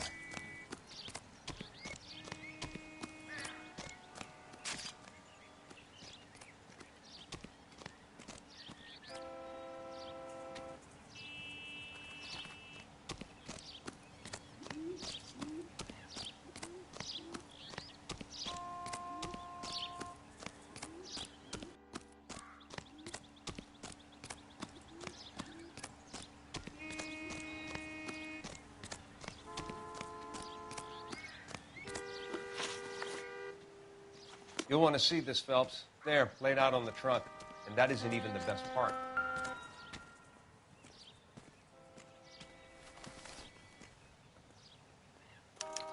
They've been torn off. Where did you find them? They were stuffed in the young lady's handbag. I'll run a trace for semen when I get back to the lab.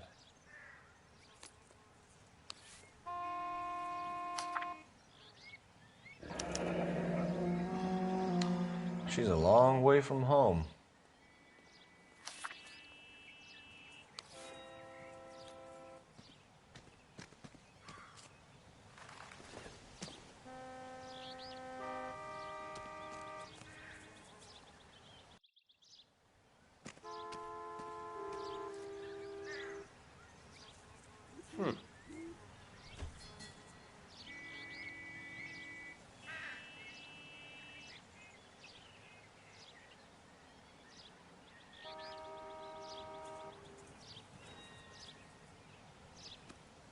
Drunk driver?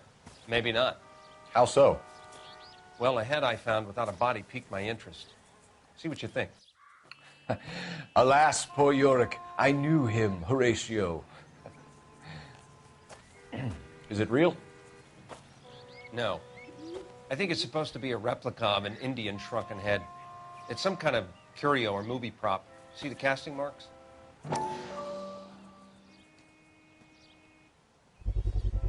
What's it made from? Plaster of Paris would be my first guess, then painted. So we can rule out the murder angle? No, you can rule that in. That thing was wedging the accelerator to the floor. Whoever did it wanted these women dead.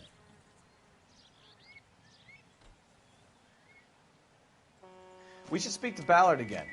She might not be telling us the whole story.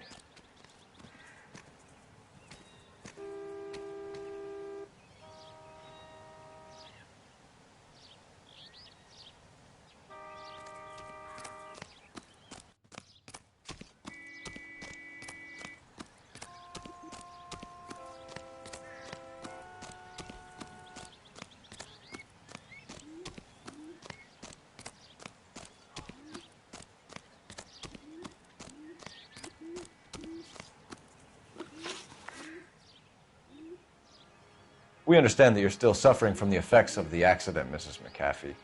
The officer says that you claimed that you were drugged. Who did this to you? That rat slipped us a Mickey Finn. It's no wonder I feel so dopey.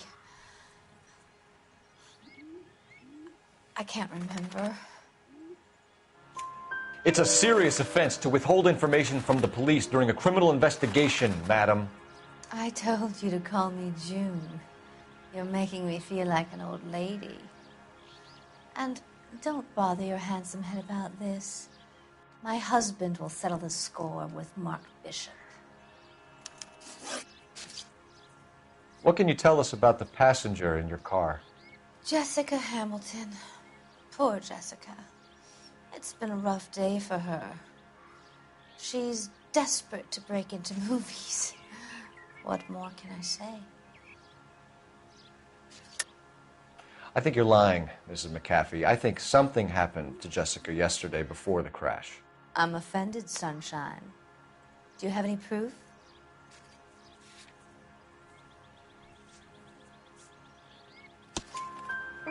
Miss Hamilton's underwear were physically torn from her body. She wanted to go to a casting. I took her to a casting.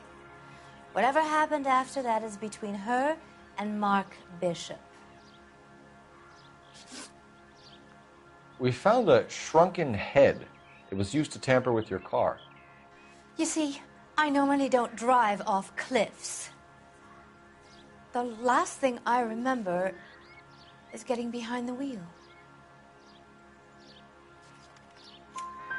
It's obviously some kind of movie prop. You must know where it came from. In case you hadn't noticed, I am the talent.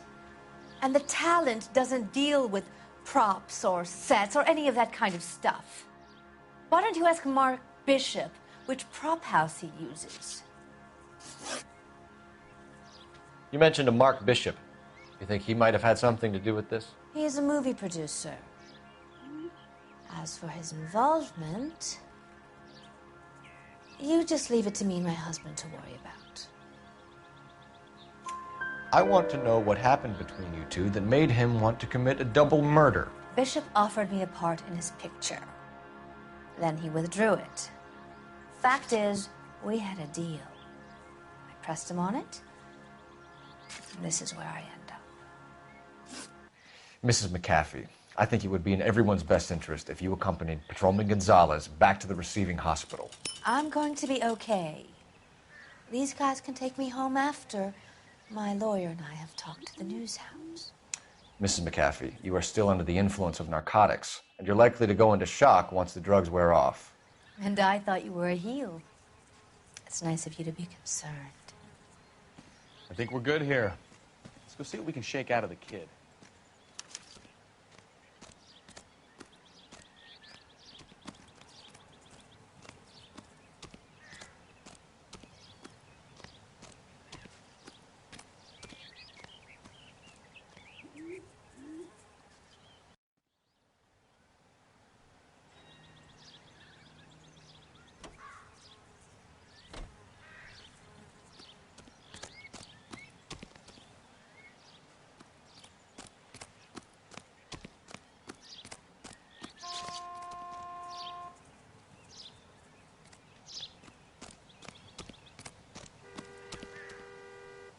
You drive.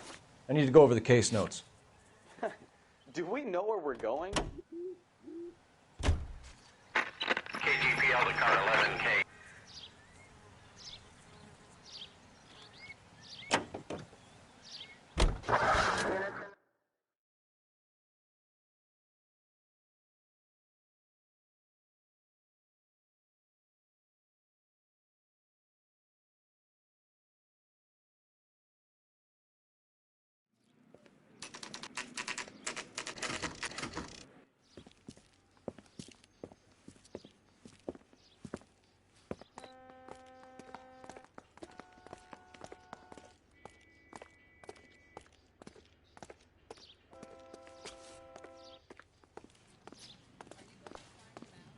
Hello, Detective Phelps, here to interview a Jessica Hamilton.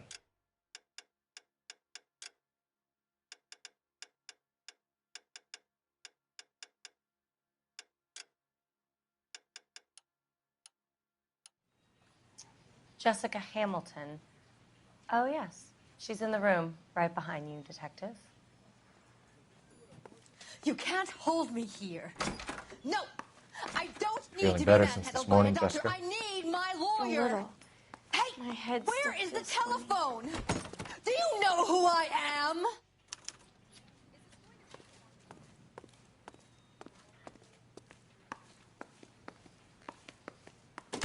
Hello, Jessica. My name is Cole Phelps. I'm a policeman. I'd like to talk to you about your accident, if that's okay. Okay.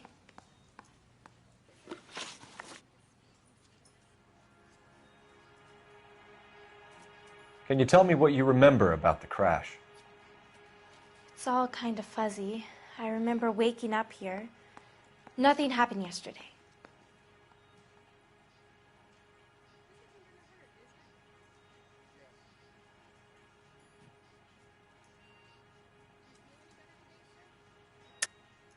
Tell the truth, Jessica. Why the big cover-up? I'm not lying to you. We found your underwear in your handbag, Jessica. You need to tell us what happened. The doctor told me what happened. I didn't want that. I just wanted to be a star, to be in movies. I told Junie what happened, and she told me to toughen up. That was the price of stardom. Did she now, cold-hearted bitch? It's not Junie's fault. It's not my first time. I had a boyfriend back home, but my father found out about him. Even if you consented, Jessica, you're still underage. We need to get in touch with your parents, Jessica, to tell them what has happened. Oh, you don't need to worry them. They sent me along to stay with Aunt June. They trust her to take care of me.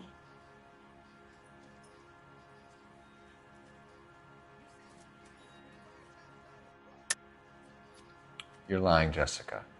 How are we going to make this right if you lie to us?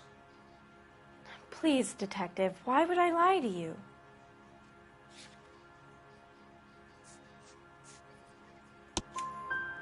Because you're a runaway, Jessica, and you don't have your parents' permission to be here. Now, do you want to tell me what really happened?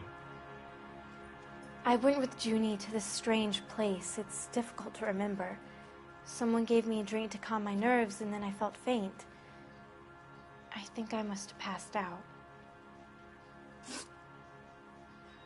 How did you meet Mr. Bishop?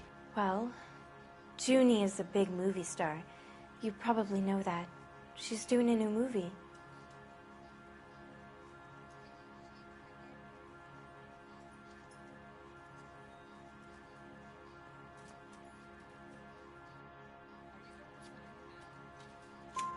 What's the story with Bishop and Mrs. McAfee? Why does he want the two of you dead? That can't be true. Mr. Bishop seemed very happy today. I mean, yesterday. And that's why he wedged a shrunken head against the accelerator pedal and punted the two of you over an escarpment? I overheard Junie speaking to him on the phone a couple of times. Screaming, really. She can be very hard sometimes, Junie. But they seemed okay yesterday, like they worked it out. I know what happened to you, Jessica. Where exactly did it take place? Please, it's scary. It's really difficult to think of anything. Jessica, I really need you to help me here. I remember the mermaid. Was the mermaid in the movie too? No, it was on the front of a building. We pulled up in front of the mermaid. Thank you, Jessica. You've been a big help. Here's my card. If you think of anything or you need some help, just get in touch, okay? Okay. I think it might be a good idea if you went back home till you felt better, Jessica. I couldn't do that, officer. What if I got the part and I wasn't there? I'm at a loss. It's the tale of this town, Cole. Lambs that go willingly to slaughter. Who the hell is that? Must be her lawyer. He certainly expedited her release. I don't like it, Cole. Why is she in such a hurry? We should follow her.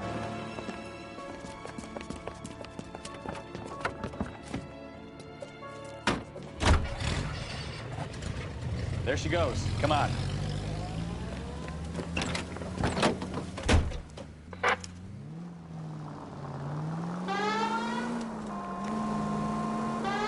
The siren?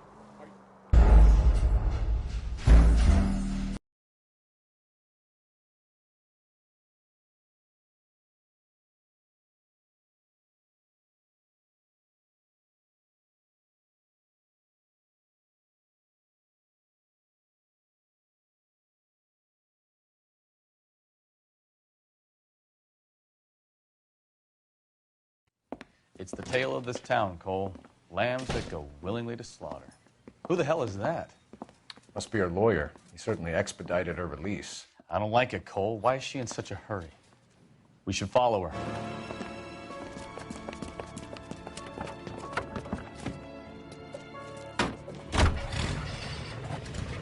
There she goes. Come on.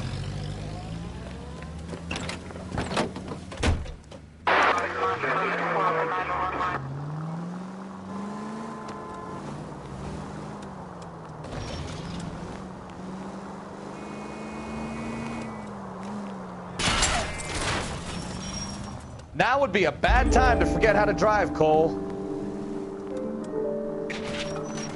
Officer needs help, 103 and B.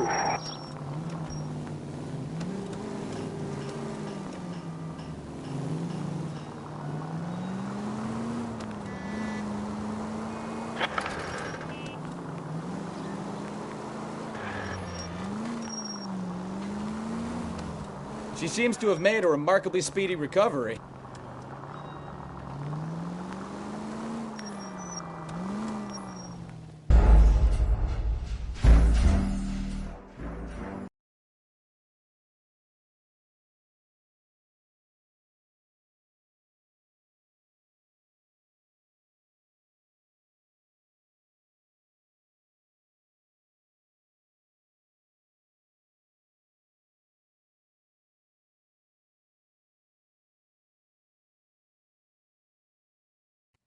It's the tale of this town, Cole. Lambs that go willingly to slaughter. Who the hell is that? Must be her lawyer. He certainly expedited her release. I don't like it, Cole. Why is she in such a hurry? We should follow her.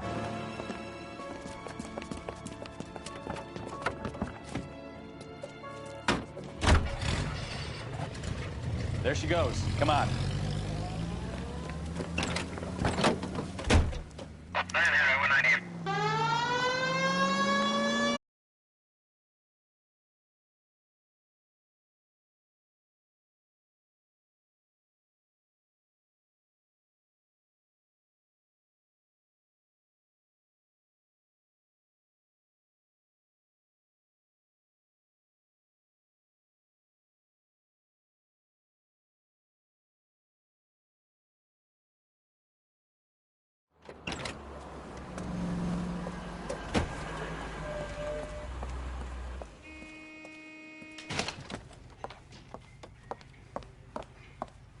Get in there and see what she's up to.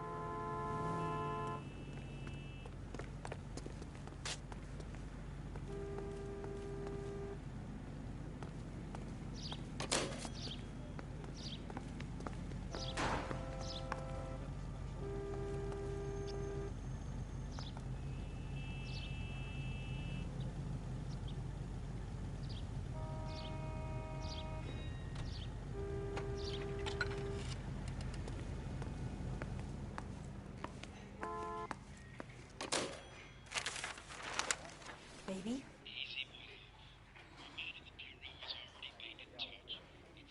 No! I don't want him taught a lesson. You know what I want. Well, then make someone else do it! You still know people out here, don't you? Then make some calls!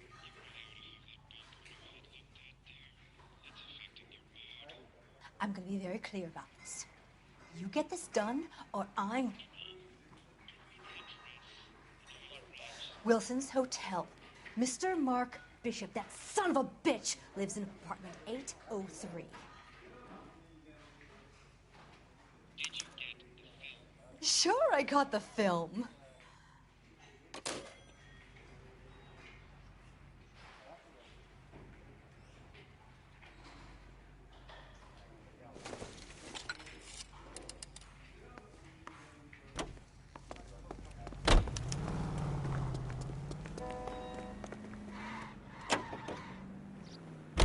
So what's the story? I'm guessing she didn't stop for light refreshments. She made a call. Sounds like Mark Bishop has a heap of trouble headed his way.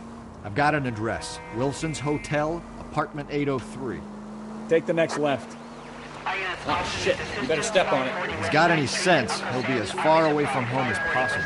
If he had any sense, he wouldn't have tried bumping off Guy McAfee's wife in the first place. Take the next left. If he had any sense, he wouldn't have tried bumping off Guy McAfee's wife in the first place. Or he'd have done the job properly. Slow down!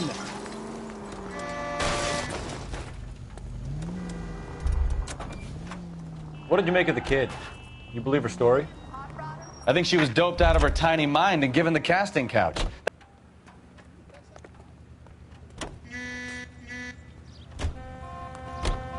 Car 11K, come in. So if Ballard was doing someone a favor, why did they try to kill her? Right turn, coming up.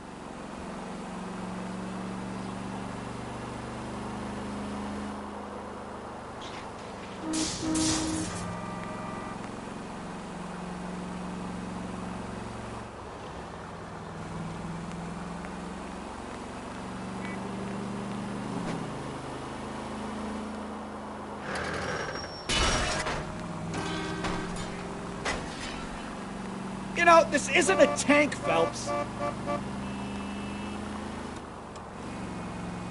Next left.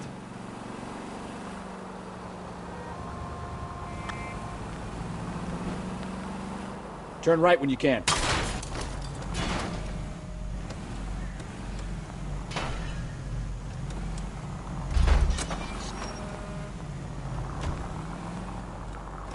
Straight on.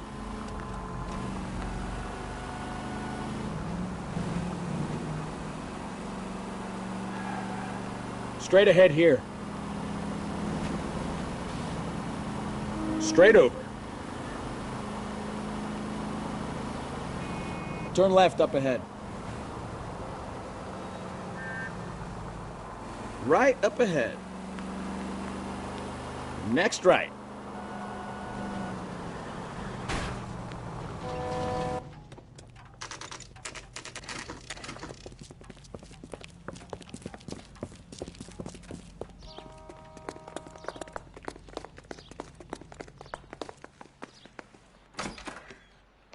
I'm Detective Phelps. We received a call about a domestic disturbance in apartment 803. Oh, the detectives. Listen, Mrs. Bishop's pretty upset. Take the elevator and then left down the corridor. It's the last door on the right.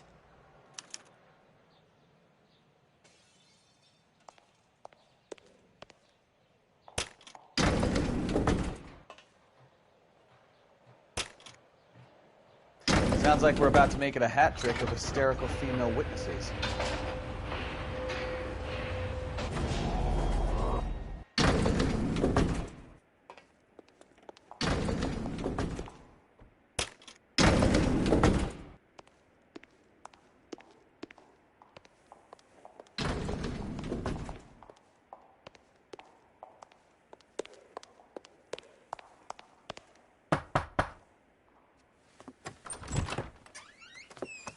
LAPD, ma'am.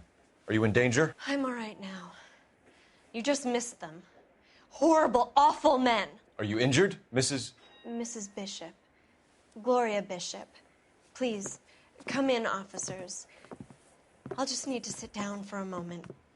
Forgive me. That's perfectly normal, ma'am. Just look at this mess! We'll take a quick search of the premises, ma'am. You take a moment to gather your thoughts. I will. Thank you, officer.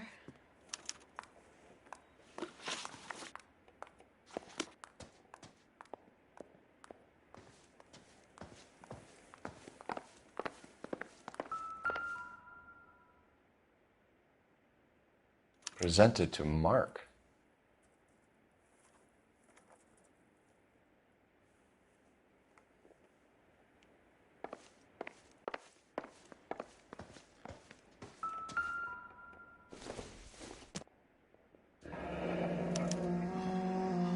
What do you have to do to earn $20,000?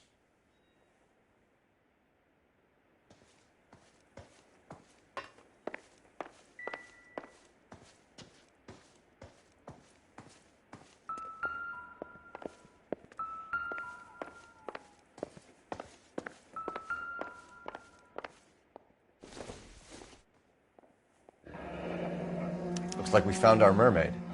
Who are these men in the picture? My husband, Mark, and Marlon Hopgood. They work together on occasion. That's Hopgood's shop.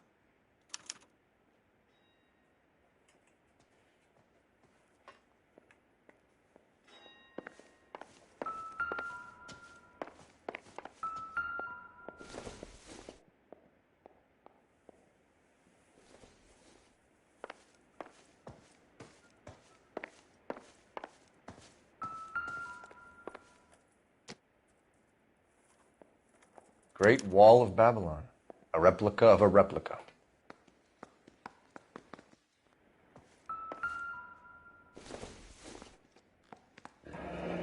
Looks like the old movie set downtown.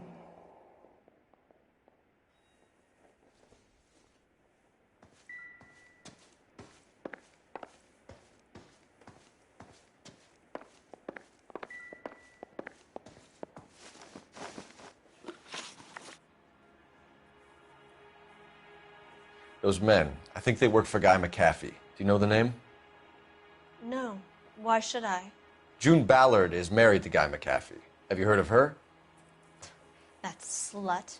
She's been badgering my husband for days. Mrs. McAfee alleges that your husband tried to kill her and her friend last night.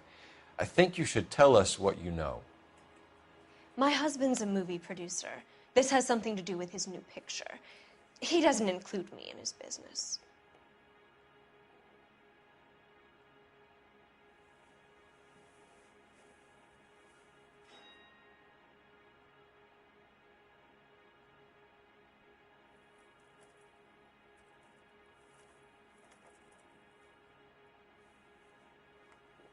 Those men, I think they work for Guy McAfee. Do you know the name?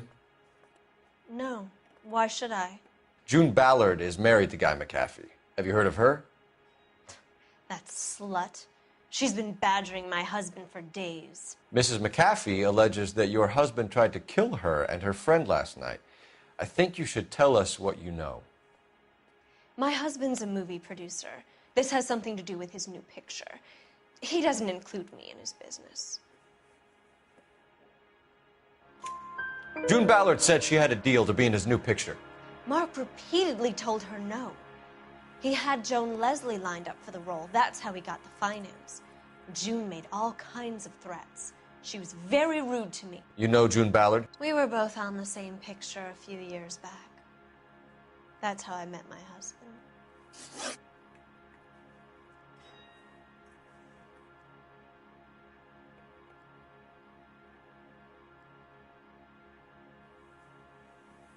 Where can we find your husband, ma'am?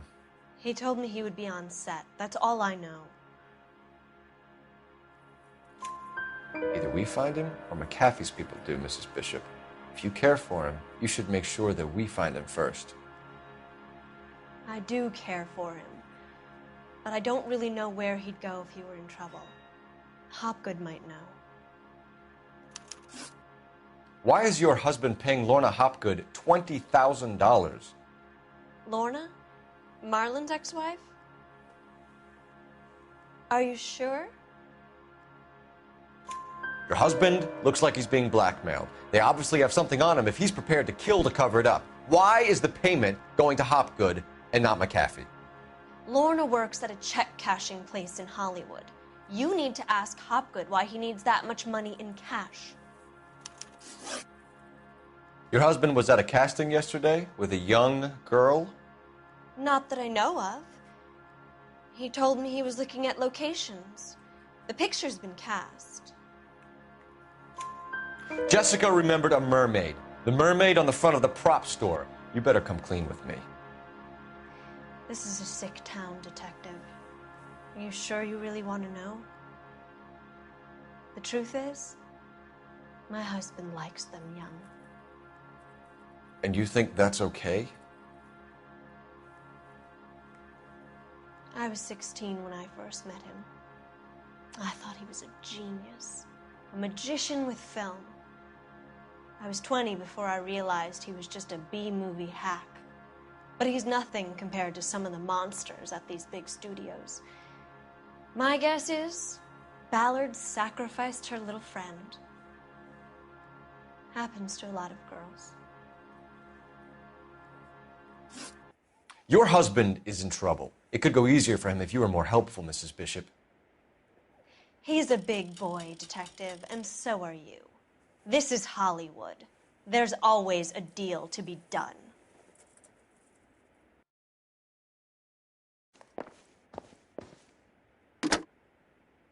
Operator, give me R&I. Putting you through now. Cole Phelps, badge 1247. How could I help, Detective? I need a location on a silver screen prop store. Just a moment. Silver Screen Props, corner 3rd and Figueroa. Thanks.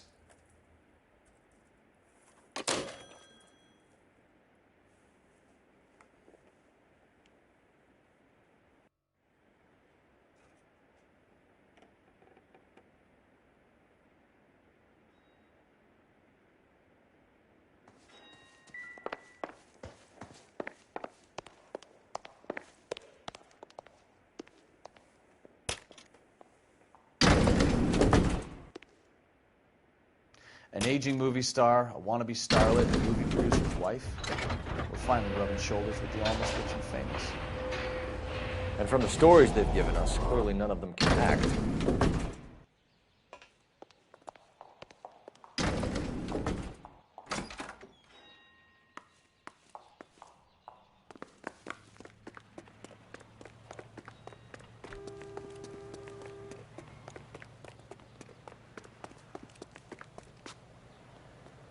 Can you drive to this one? Fine. Where are we headed?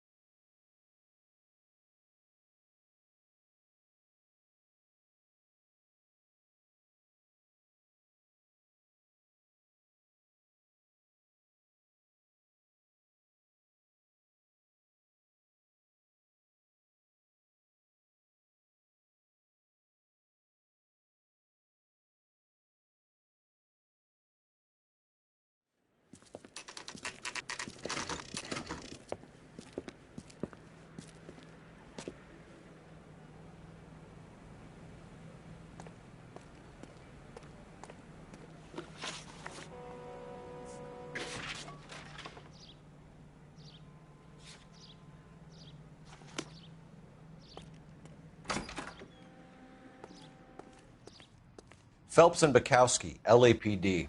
We're investigating the attempted murder of June Ballard and Jessica Hamilton. Christ. I'm Marlon Hopgood. How can I help?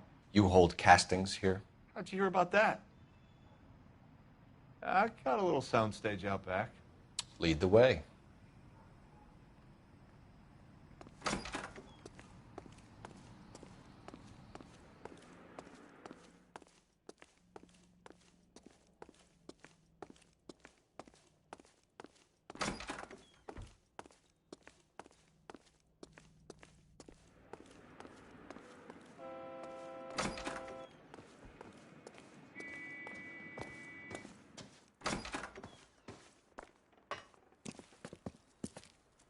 Keep him here, Stefan. I'm going to take a look around. What's this got to do with me? Don't try my patience, knucklehead.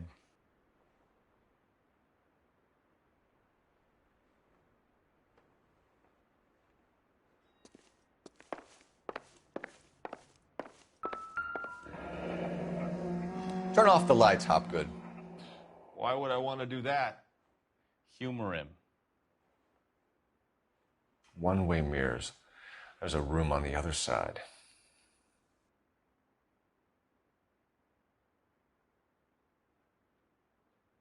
Huh. Well, well. Find a way into that peep den, Phelps. I'll stay here and keep our pervert company. Doping a 15-year-old kid and abusing her in a screen test. What is wrong with these people?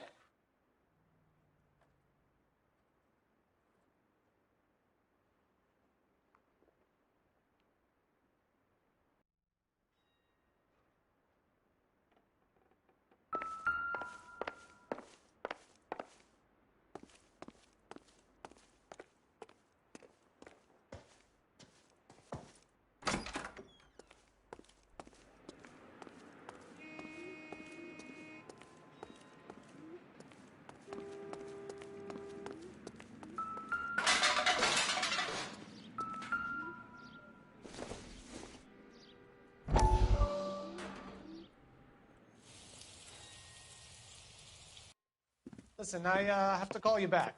I got some business here. Sit down, Courtney. This is Mickey. Mickey, this is Courtney Sheldon. What would you like to drink? Scotch. Straight up. I hear you're back at school learning to be a doctor, kid. Yes. That's right, Mr. So Cohen. you want to be a doctor and a dope peddler. Interesting combination, huh? Do we have a problem, Mr. Cohen? We might have. Yeah. Selling your dope to my boy Lenny looked like a good move, but Lenny has been supplying, wholesale, so to speak. The Bindle boys in this town aren't used to the juice without a little of the middleman taking his cut. Lenny promised that wouldn't happen, Mr. Cohen. And Lenny works for you. What can I say about Lenny? Let me think. Oh yeah, he's a putz. And he's lazy, and he's greedy, but he's my wife's brother. And how can you make a cake with those ingredients, huh? Jeez. So how is that my problem, Mr. Cohen? Well, kid, the only way we're going to be able to make this work is to do some repackaging. We need to get the dope out of those dinky little cardboard boxes and... Surrettes. Yeah, Surrettes. Right. We can put it into a big vat so we can water it down a little bit. I won't bore you with the chemistry, but it doesn't work that way. You're likely to kill even more people. Okay, listen. We want to buy you out, kid. I'll offer you 50 grand.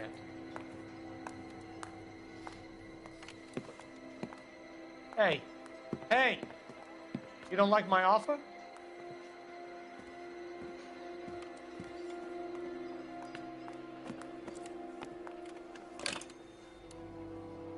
The Sheldon kid? I think I want him dead.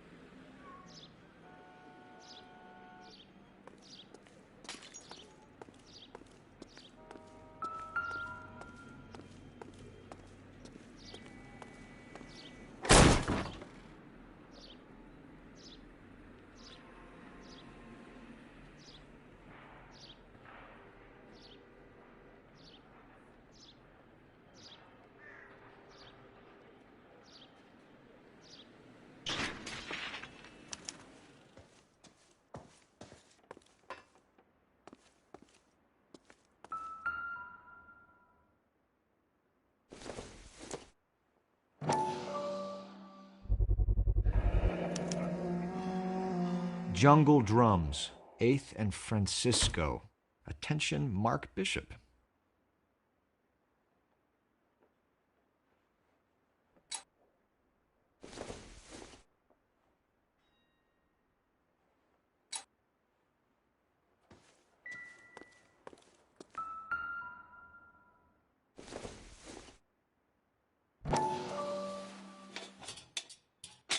So what happened to the film of Hamilton's screen test?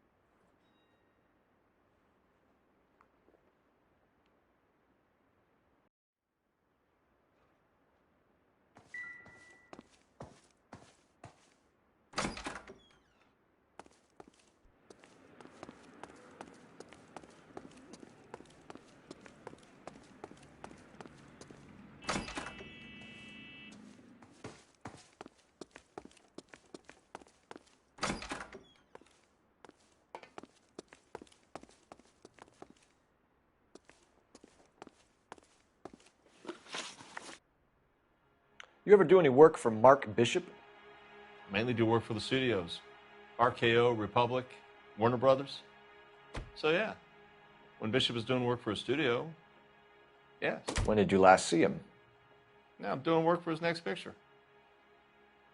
Still pre-production though. Haven't seen him around here in a while. You and Bishop are close friends, colleagues? It's business. I normally deal direct with the studio. Have you tried his production office? McAfee's men are looking for Bishop. We need to find him first. Any idea where he might have gone to ground? If he really tried to kill McAfee's wife, my advice to him would be to leave town. You have something on him, and now you're going to rat him out to McAfee's goons. And how do you figure that, brain boy?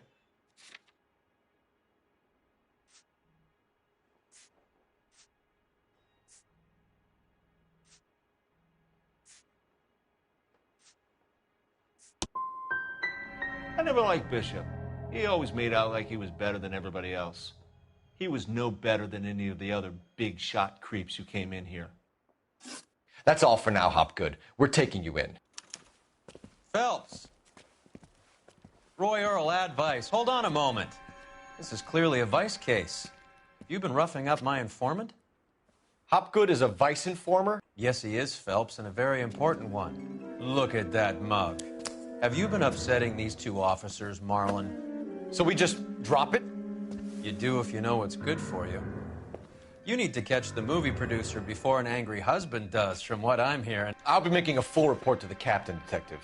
You do that, kid. We're all very impressed with you. Let it slide, Cole. Let's get out of here. Detectives. Johnny Goldberg. You work for Mickey C. That's right, detectives. You wouldn't happen to know the guys who roughed up Mrs. Bishop earlier today by any chance? No, not us. We don't do that kind of thing. It's the husband we'd like to talk to. This is a police matter. You don't want to be taken in for obstruction of justice, do you, boys? You could try the obstruction rap, but It won't stick. We could beat that. You've had your 10 cents worth, gentlemen.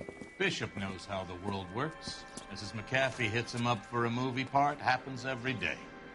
But Bishop takes it a step too far and tries to rub out Mrs. McAfee. Naturally, Guy is going to get upset. What made you think Bishop would be here? We figure he might be planning a little accident for Hopgood, too. Those two guys have got some unfinished business. You let us know if you find Bishop.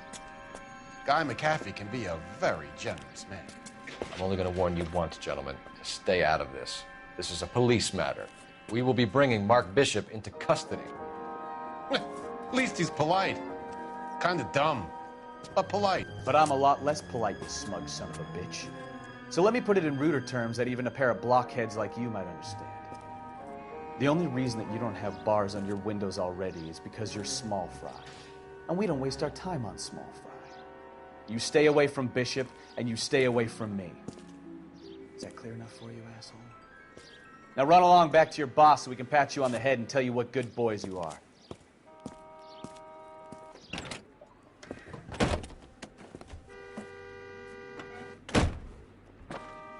I don't think they like your little pep talk, Bukowski. Oh, shit! Get us out of here!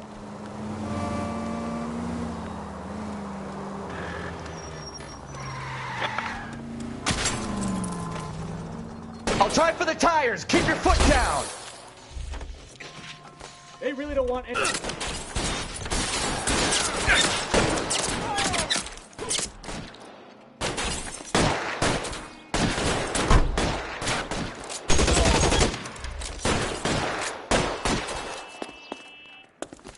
soon as he pokes his head out, we'll step on it.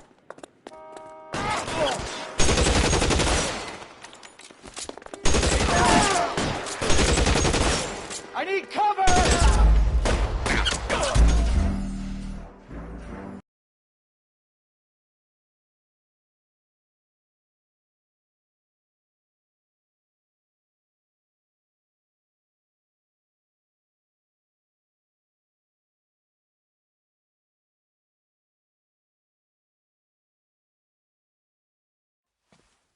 Phelps. Roy Earl, ad vice. Hold on a moment. This is clearly a vice case. You've been roughing up my informant?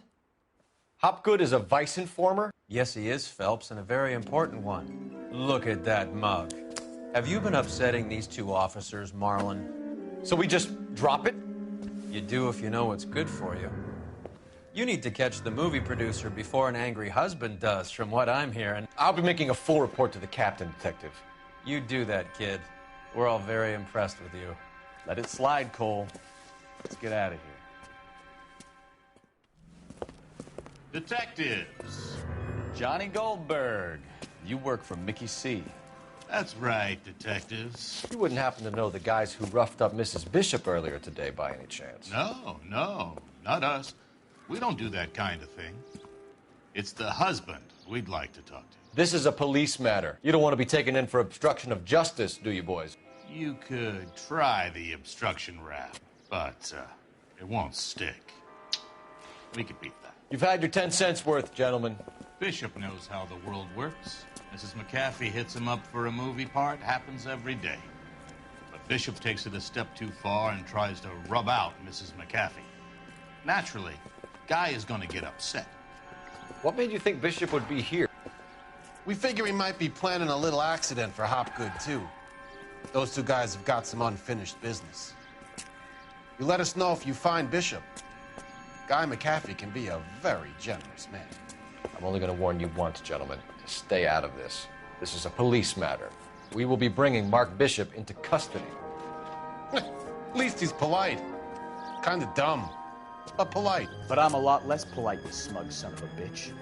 So let me put it in ruder terms that even a pair of blockheads like you might understand. The only reason that you don't have bars on your windows already is because you're small fry. And we don't waste our time on small fry. You stay away from Bishop, and you stay away from me. Is that clear enough for you, asshole? Now run along back to your boss so we can pat you on the head and tell you what good boys you are.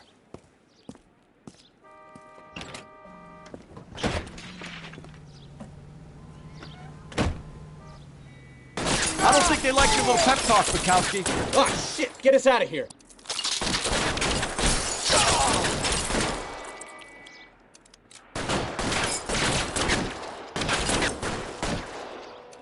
They really...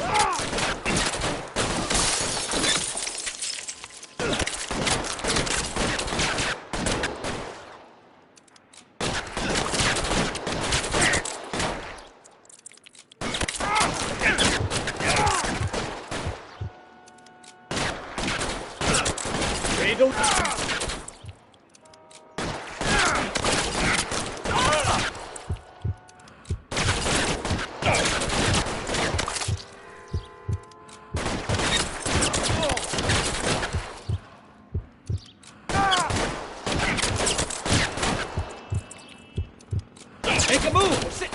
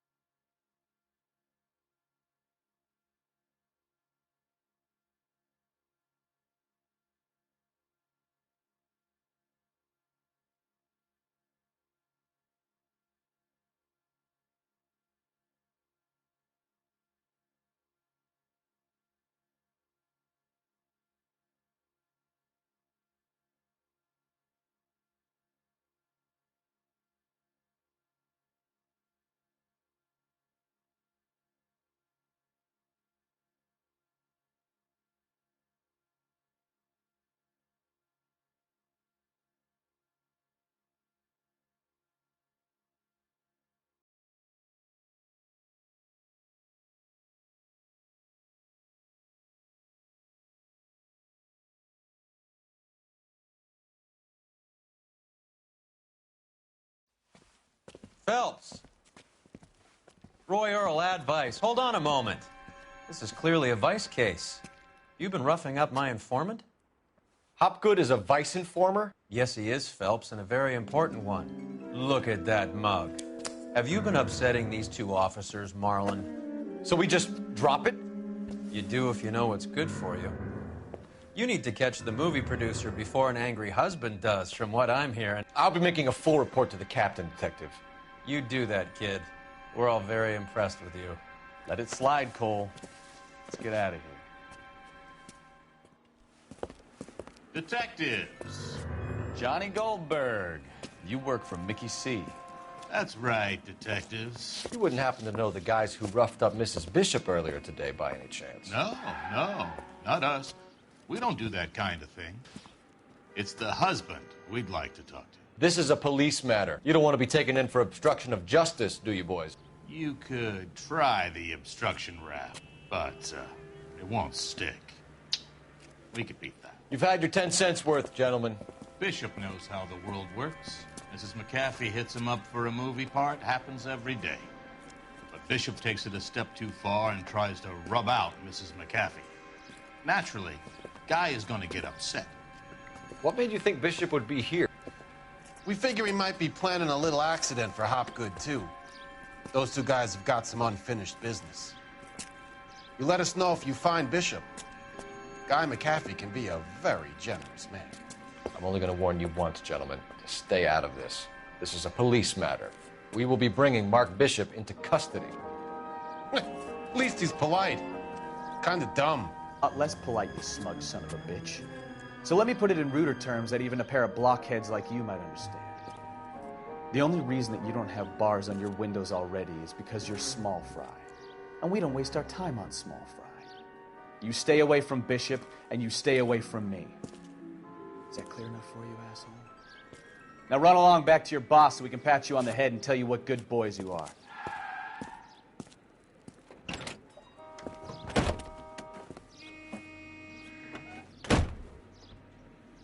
I don't think they like...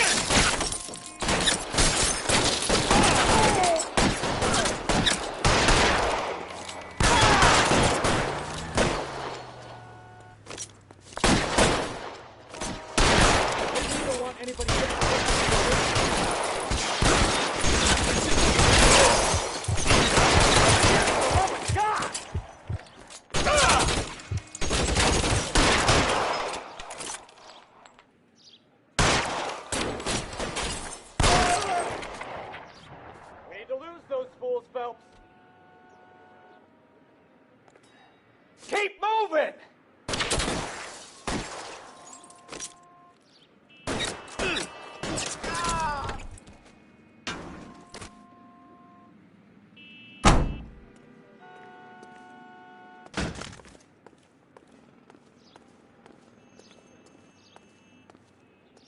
Make a move! We're sitting ducks here! Let's see him chase us now.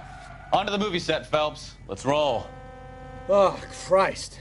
When they say working traffic is like watching paint dry. You know how to piss people off, Bukowski. Bishop's hiding out on that creepy old movie set. We need to get there before the mob does. You can drive. Where are we going?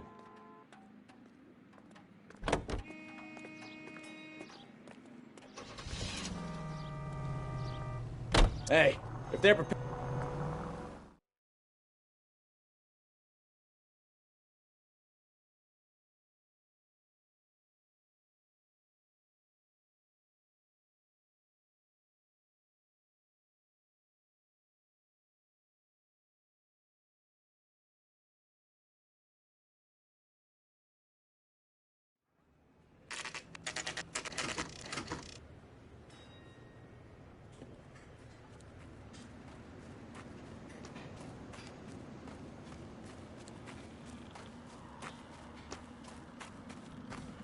There's the slippery bastard now. No. God damn it! Mark Bishop, stop! LAPD! Get him, Phelps. I'll cover the exit. 11K calling KGPL, requesting assistance at 8th and Francisco, the abandoned movie set. My partner is pursuing suspects... We're trying to help you, Bishop! Code 3, KGPL. This is all a big mistake!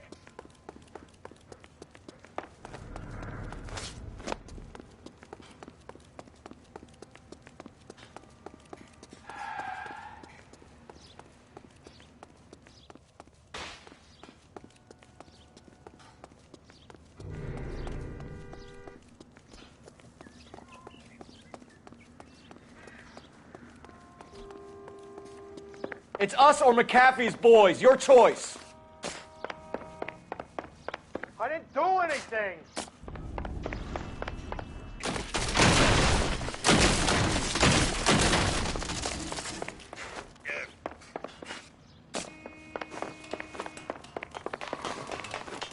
Get the hell out of here, you goddamn maniac!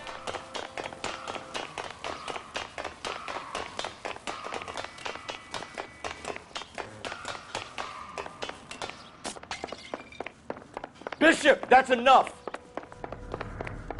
That girl made it all up!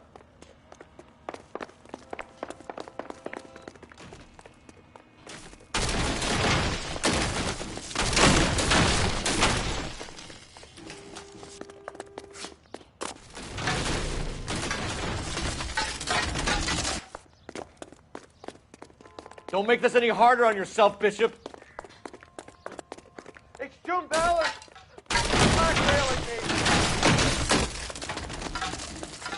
Hands in the air, Bishop! Move another in. Mark Bishop, you're under arrest for the attempted murder of June Ballard and the rape and attempted murder of Jessica Hamilton. All right, I'll come quietly. Just don't kill me. If you found me, then McAfee's goons will too. Oh, we need to get out of here. All right, but you stay close. Any tricks, and I'll save McAfee's boys the trouble. Follow me. I know another way out of this place.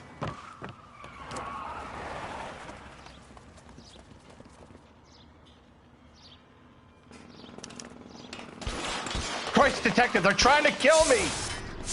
Last chance to back the hell down.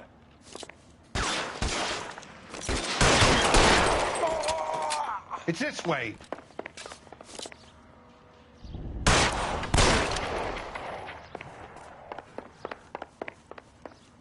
Kill them, for God's sake! I don't want to die! McAfee doesn't make the rules. You hear me?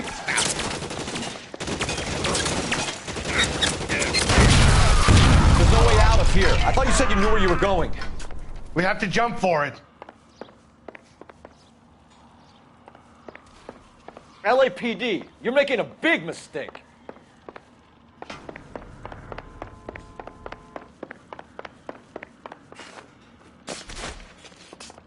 Is this really the best McAfee's got?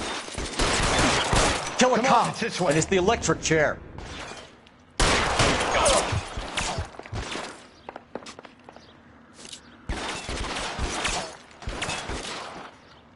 God, they're everywhere.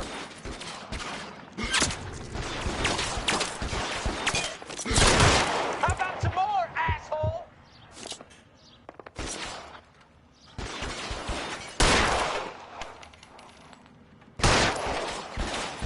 You have to get me out of here. Can't hit. You're alone, mister. Hit me. Kennedy!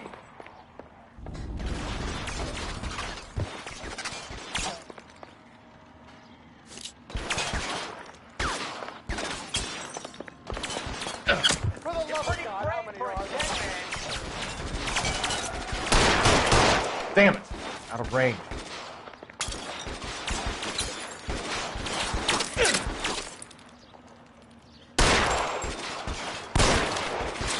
I don't want to die here. This is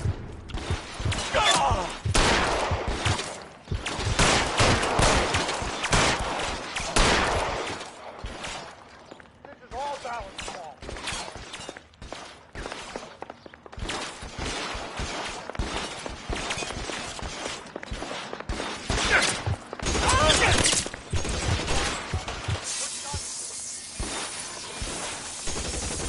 You're alone, mister. Come hit me. Get him over here. I'll cover you. Come on. The cavalry's here.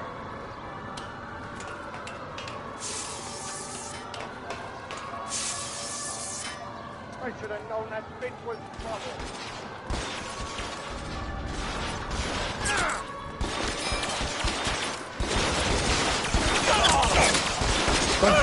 Stay down.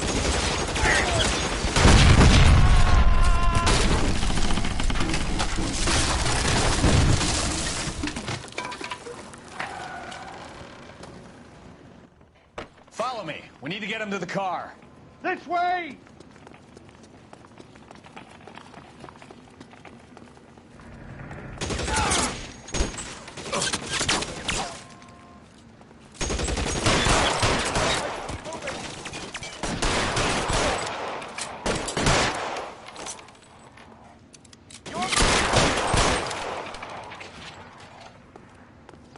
Stay in cover.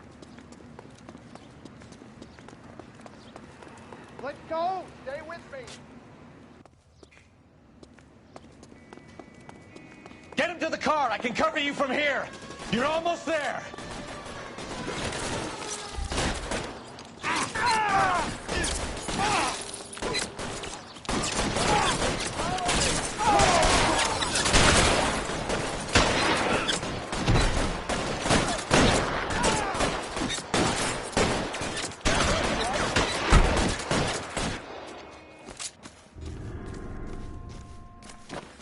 All right, let's go.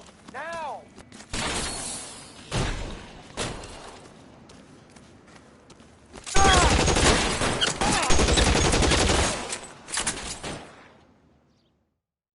Now, this is what I call a result. Mark Bishop, erstwhile film producer, an all-around piece of shit, catches a fast ticket to Quentin for statch rape and attempted murder, so he gets to spend the next 15 years playing sissy instead of sticking it to little girls. That is justice with a capital J, Detective Phelps. You've developed such a reputation, I'm not going to be able to hold on to you any longer. You're getting promoted. Go on, get your new assignment. It was good working with you, son.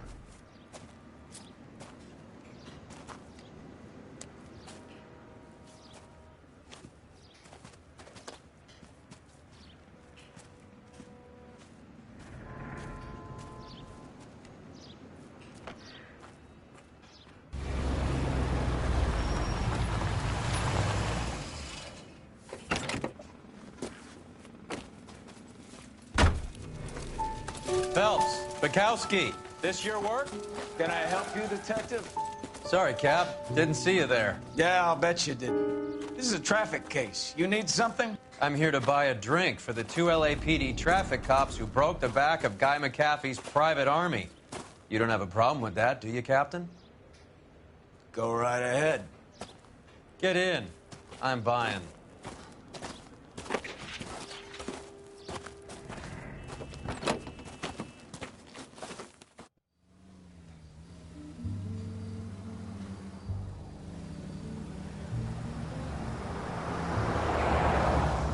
You'll like this place. A lot of movie people hang out here.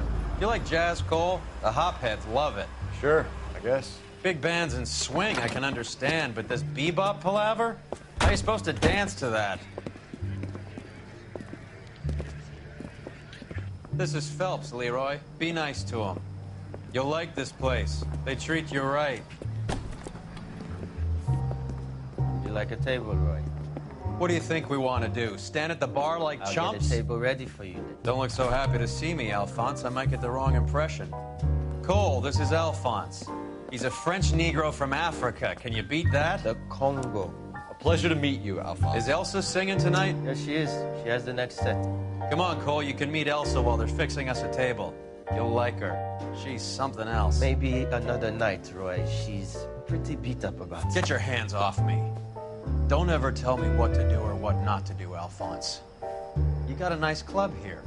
Don't spoil it. If you will follow me, detectives. Just through the door. He was my only real friend, Harlan. We went through it all. Do you realize what he meant to me? Of course I do. You have no idea. You said it was construction work. It was an industrial accident, Elsa. How can I be held responsible? Elsa, are you going on? Louis, for God's sake, he was my best friend. The only man who ever loved me without putting his hands on me. Hi, Elsa. Here's someone I'd like you to meet. Cole Phelps, war hero and crime fighter extraordinaire. And why would I want to meet another fascist from the LAPD? Sorry about this, Cole. What an evening I'm having. First a Negro puts his hands on me, and then this. Who do you think you're talking to, you German junkie whore? Don't you ever forget your place with me again. Do you hear me? Evening, Doc. How's business? Sanguine. Louis, help me here. I'm gonna have to give her something before her performance. Blow it off, Cole. These artsy-fartsy types always get a little flighty. Meet Dr. Harlan Fontaine, doctor to the stars. Mr. Fix-It to the mental wreckage of Hollywood. So what about that drink, boys?